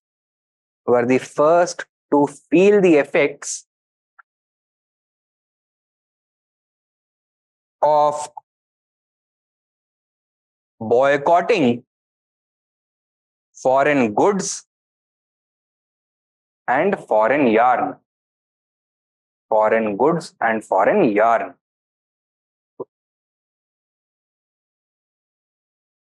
Full stop. Thus, pressurizing the Congress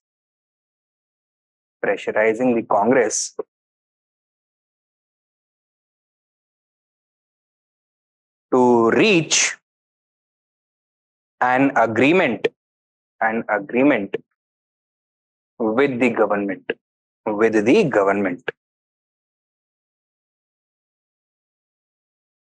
Okay? So this is the other side of the coin. Both the Congress as well as the government were forced onto the negotiating table. The government by the pressure being built by the nationalists and the international condemnation, and the Congress by the business pressures by the traders and the industrialists. Full stop. This was another factor behind This was another factor behind the Gandhi-Irwin Pact. Behind the Gandhi-Irwin Pact.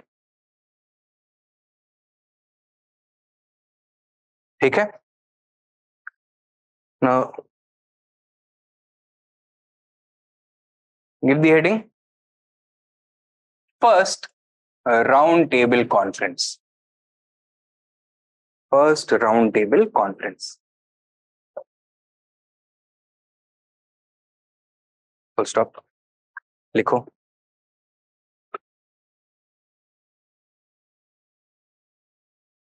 The British government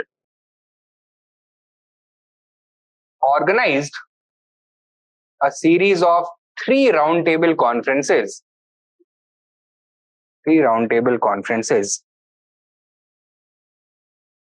at London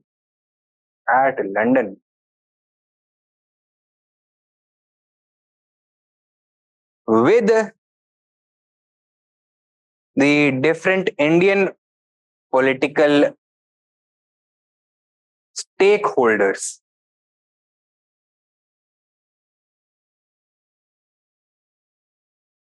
To discuss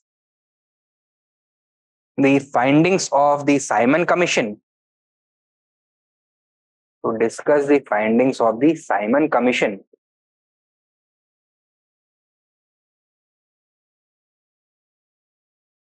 And to formulate the framework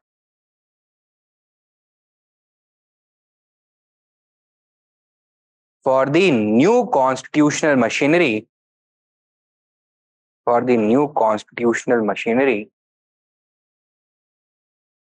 to govern India.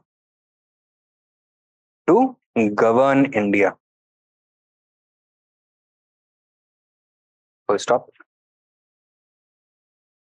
Next point. The Congress boycotted the first roundtable conference. The first roundtable conference within brackets 1930. Since the civil disobedience movement was going on.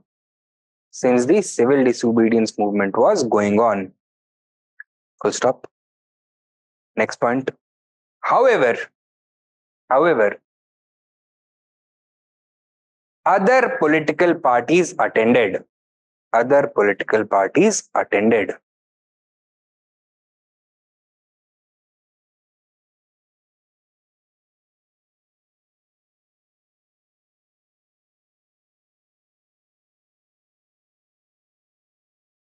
The Muslim League represented by Muhammad Ali Jinnah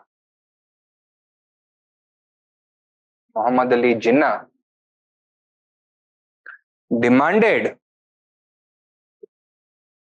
the continuation of separate electorates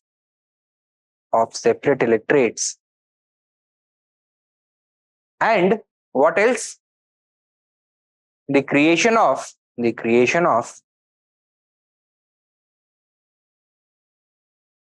new Muslim majority provinces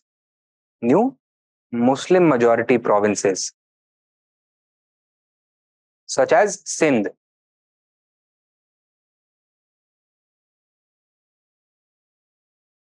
The Hindu Mahasabha represented by M.R. Jayakar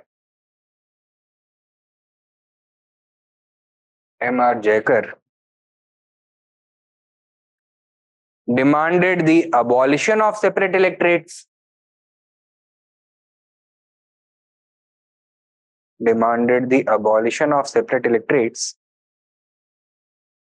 and reservation given to minorities.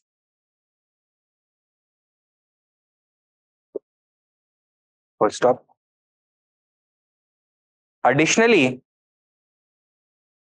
they demanded the creation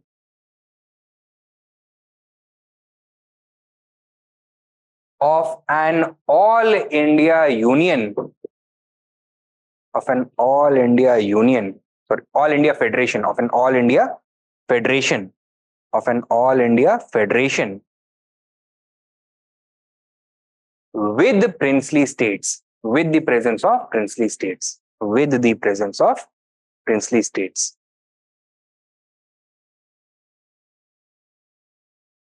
ठीक है?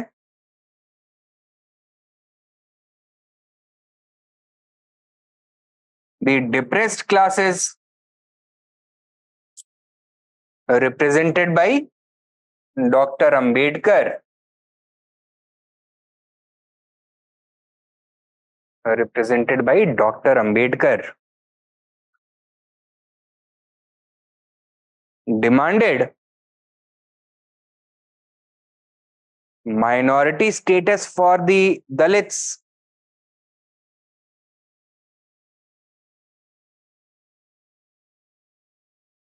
and what else?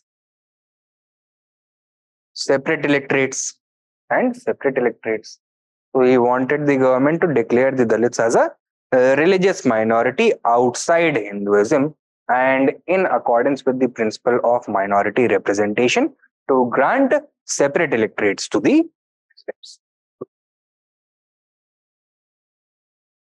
Liberals, represented by Sir Tej Bahadur Sapru,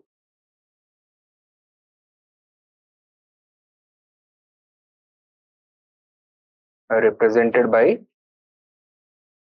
Tej Bahadur Sapru, demanded greater degree of responsible government within British rule. Within British rule.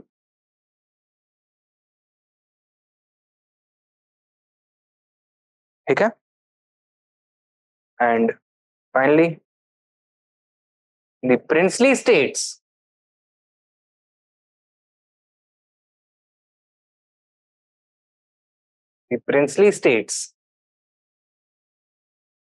were represented by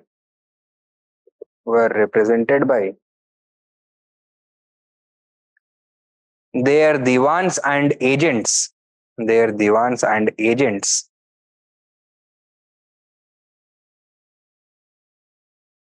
who demanded the continuation of the status quo. Demanded the continuation of the status quo. ठीक है? That means they wanted the preservation of the independence for the princely states. Full stop. They opposed the idea of the compulsory incorporation of princely states into any all India federation, and demanded that their participation of the princely states into an all India federation, and demanded that their participation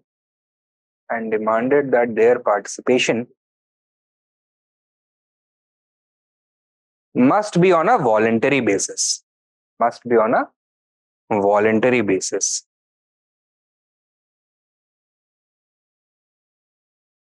Full stop.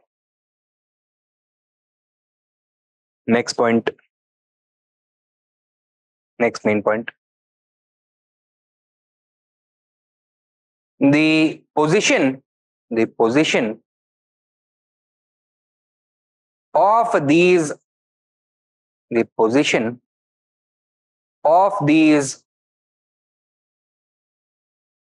groups, of these parties remained unchanged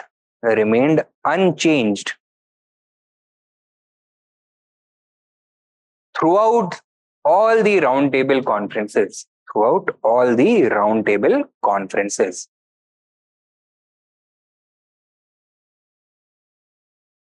Full stop. Next point. The Congress, however,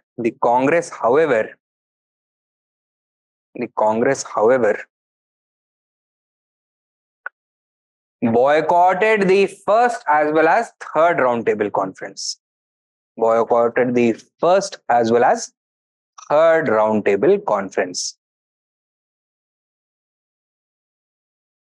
Full stop.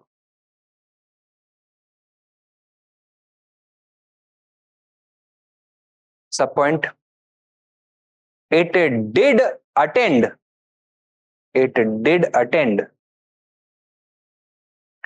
the second roundtable conference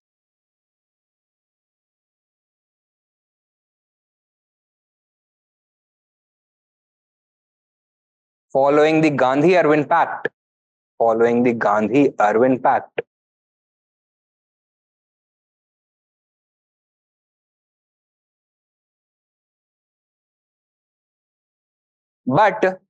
But realizing that the government was not serious about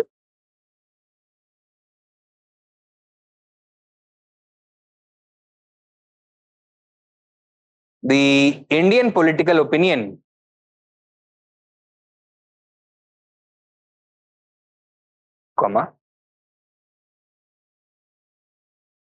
withdrew from it.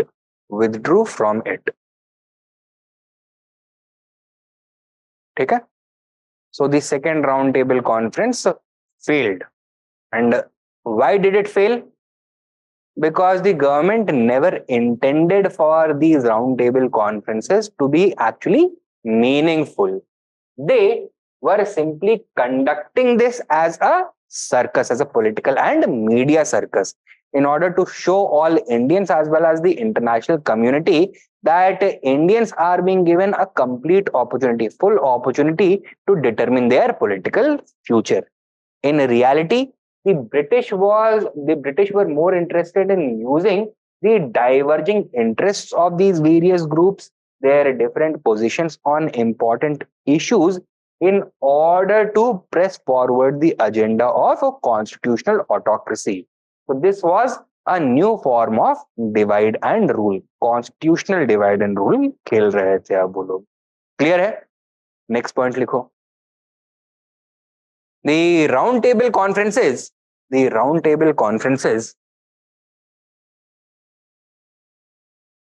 were never actually meant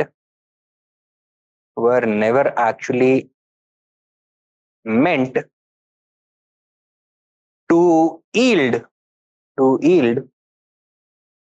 any meaningful results.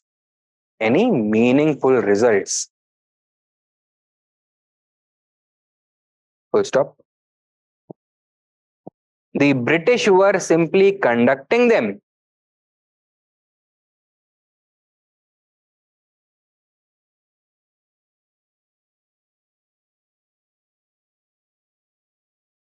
as a hollow media event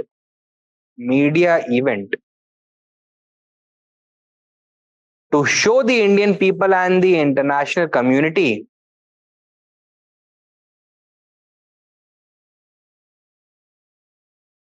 that Indians were being given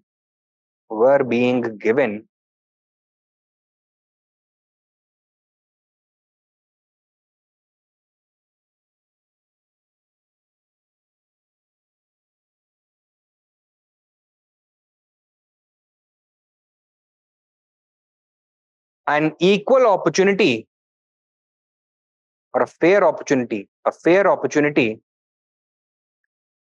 to determine their political future.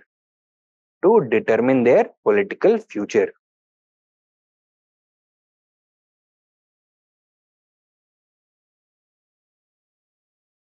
To determine their political future. Full stop. Sub point. The real intention behind these conferences.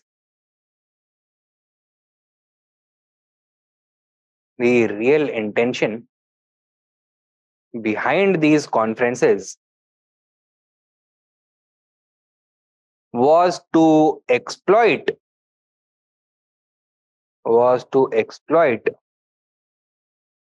the differences between the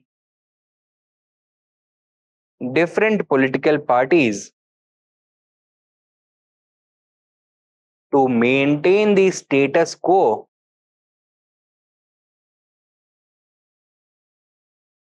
to exploit the differences between the various political parties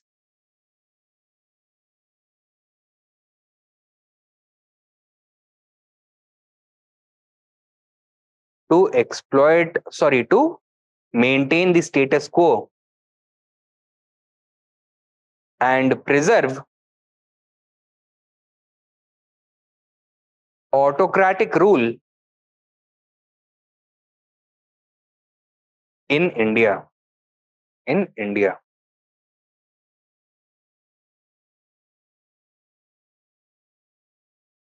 Right. Now, what was the position of the Congress with regards to this strategy of the British? एक side पे है कांग्रेस और दूसरे side पे है ये सारी political parties. Would any logical, rational person or body have considered these parties to be the equal of this party, especially at that point of time? No. The popularity enjoyed by the Congress at the ground level was far greater than any of these parties or even all of these parties combined. Congress was actually representing the true voice of the people. Therefore, if anybody was to be considered the legitimate representative of Indians, that needed to be the Congress. The British very conveniently were trying to establish equality between all these political parties and the Congress. Therefore, by inviting the Congress along with these political parties to the roundtable conferences, along with the British government representatives who would also participate as equals, the British were not doing the nationalists any favor. They were in fact trying to undermine the Congress, elevate the position of these political parties and create further divisions within the national movement.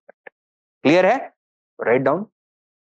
The British strategy from the very beginning,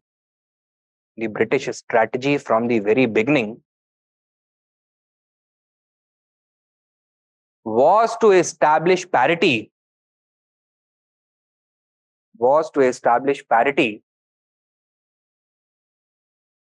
between the Congress and the other parties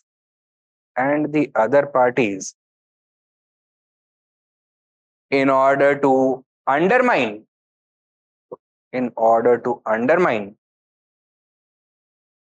the Congress and Indian nationalism.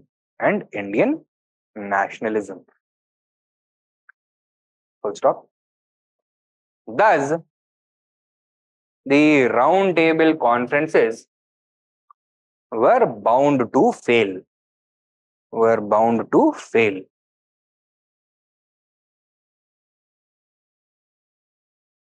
Take down a question. The mechanism of the round table conferences was designed to fail. Full stop. Critically evaluate.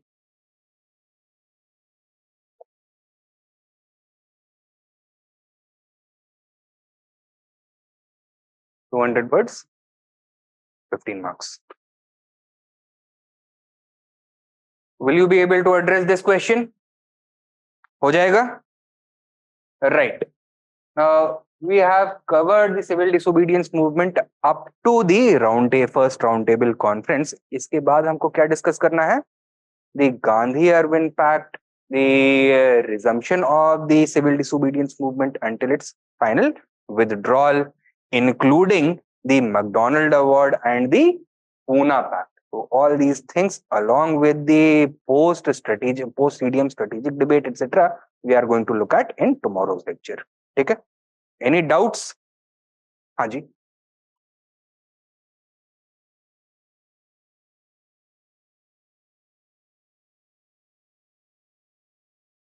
Yes. Yes. तो वही ना. So although the left was emerging within the Congress, it had still not been able to overpower the other groups. So Gandhian ideology was still quite powerful, and because Gandhian ideology was powerful, the Gandhian alliance was also quite powerful, and that alliance included the support of the industrialists. And because industrialists were supporting the civil disobedience movement, the workers had remained aloof from it. So while the socialists and the civil disobedience movement were getting the support of the peasants, the working class alliance was not complete over here. Okay? And it was the pressure of the industrialist class which forced the Congress as a whole onto the negotiating table.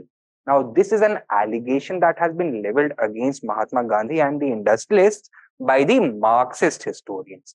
But the counter argument is that the national movement was an ever evolving phenomenon with the emergence of new voices at every stage of the movement. And ऐसा नहीं है that with the passage of time, Mahatma Gandhi did not evolve his position. Compare his activities in 1930 to the activities in 1920. Very, very different. Then compare the attitude of Mahatma Gandhi in 1942 to the attitude of Mahatma Gandhi in 1930. Once again, very different. So he had also become much more radical as he aged, as he matured. So it would be fruitless to blame only Mahatma Gandhi. Rather, these developments were the result of circumstances that were beyond the control of any single leader. Now, Mahatma Gandhi was not solely responsible for determining either the content of the movement or the participation or the composition of the movement.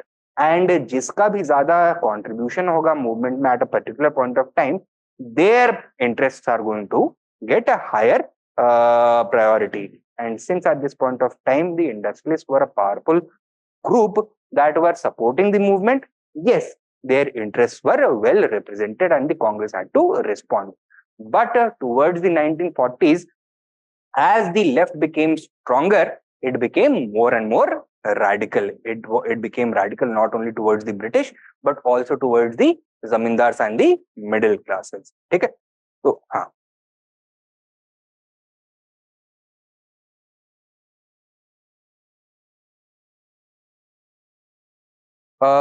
post-CDM, post-1857 to civil disobedience movement, nature of peasant revolts may major changes. So now peasant revolts continued to take place. They retained many of their original features, such as they were localized in nature, they were violent in nature, they could be suppressed. But at the same time, there was an emerging alliance between the nationalists at the mainstream level as well as the peasants at the local level. This element became far more prominent with the entry of Mahatma Gandhi, as the national movement spread its roots towards the villages. Then, during the 1920s and 1930s, as socialism became involved in nationalism, the peasant movement was also incorporated into the socialist movement. And during the 1930s, a proper alliance between the mainstream movement and the peasant movement emerged in the form of the Kisan Sabhas, right? And with the passage of time, peasant movements became much more organized and they started coordinating with the mainstream movement as well. Peasant programs, peasant specific demands were raised by the Congress, and peasant programs became part and parcel of the Congress mass strategy. Mahatma Gandhi's attention to the peasant mobilization became a very strong point for the peasant unrest, right? However, with the further passage of time, as the peasants started shifting, started drifting towards the left, more and more radical terms, more radical, you can say, aspects started to emerge. Open violence targeting both the British as well as the zamindars began to emerge. For example, in the backdrop of the Quit India movement and its aftermath, major peasant uprisings took place in eastern India and southern India. For example, major peasant revolts and riots against zamindars in eastern Bengal. वहाँ पे communal angle भी present था. And secondly, the Telangana uprising, where the communists had led a major peasant revolt against the local talukdar, the local chettis, जो बड़े landowners थे, उनके against, right? So with the passage of time, it is going to evolve. लेकिन हम देखेंगे क्या that the peasant movements became linked with the mainstream national movement, and within that they later on came under the influence of socialism.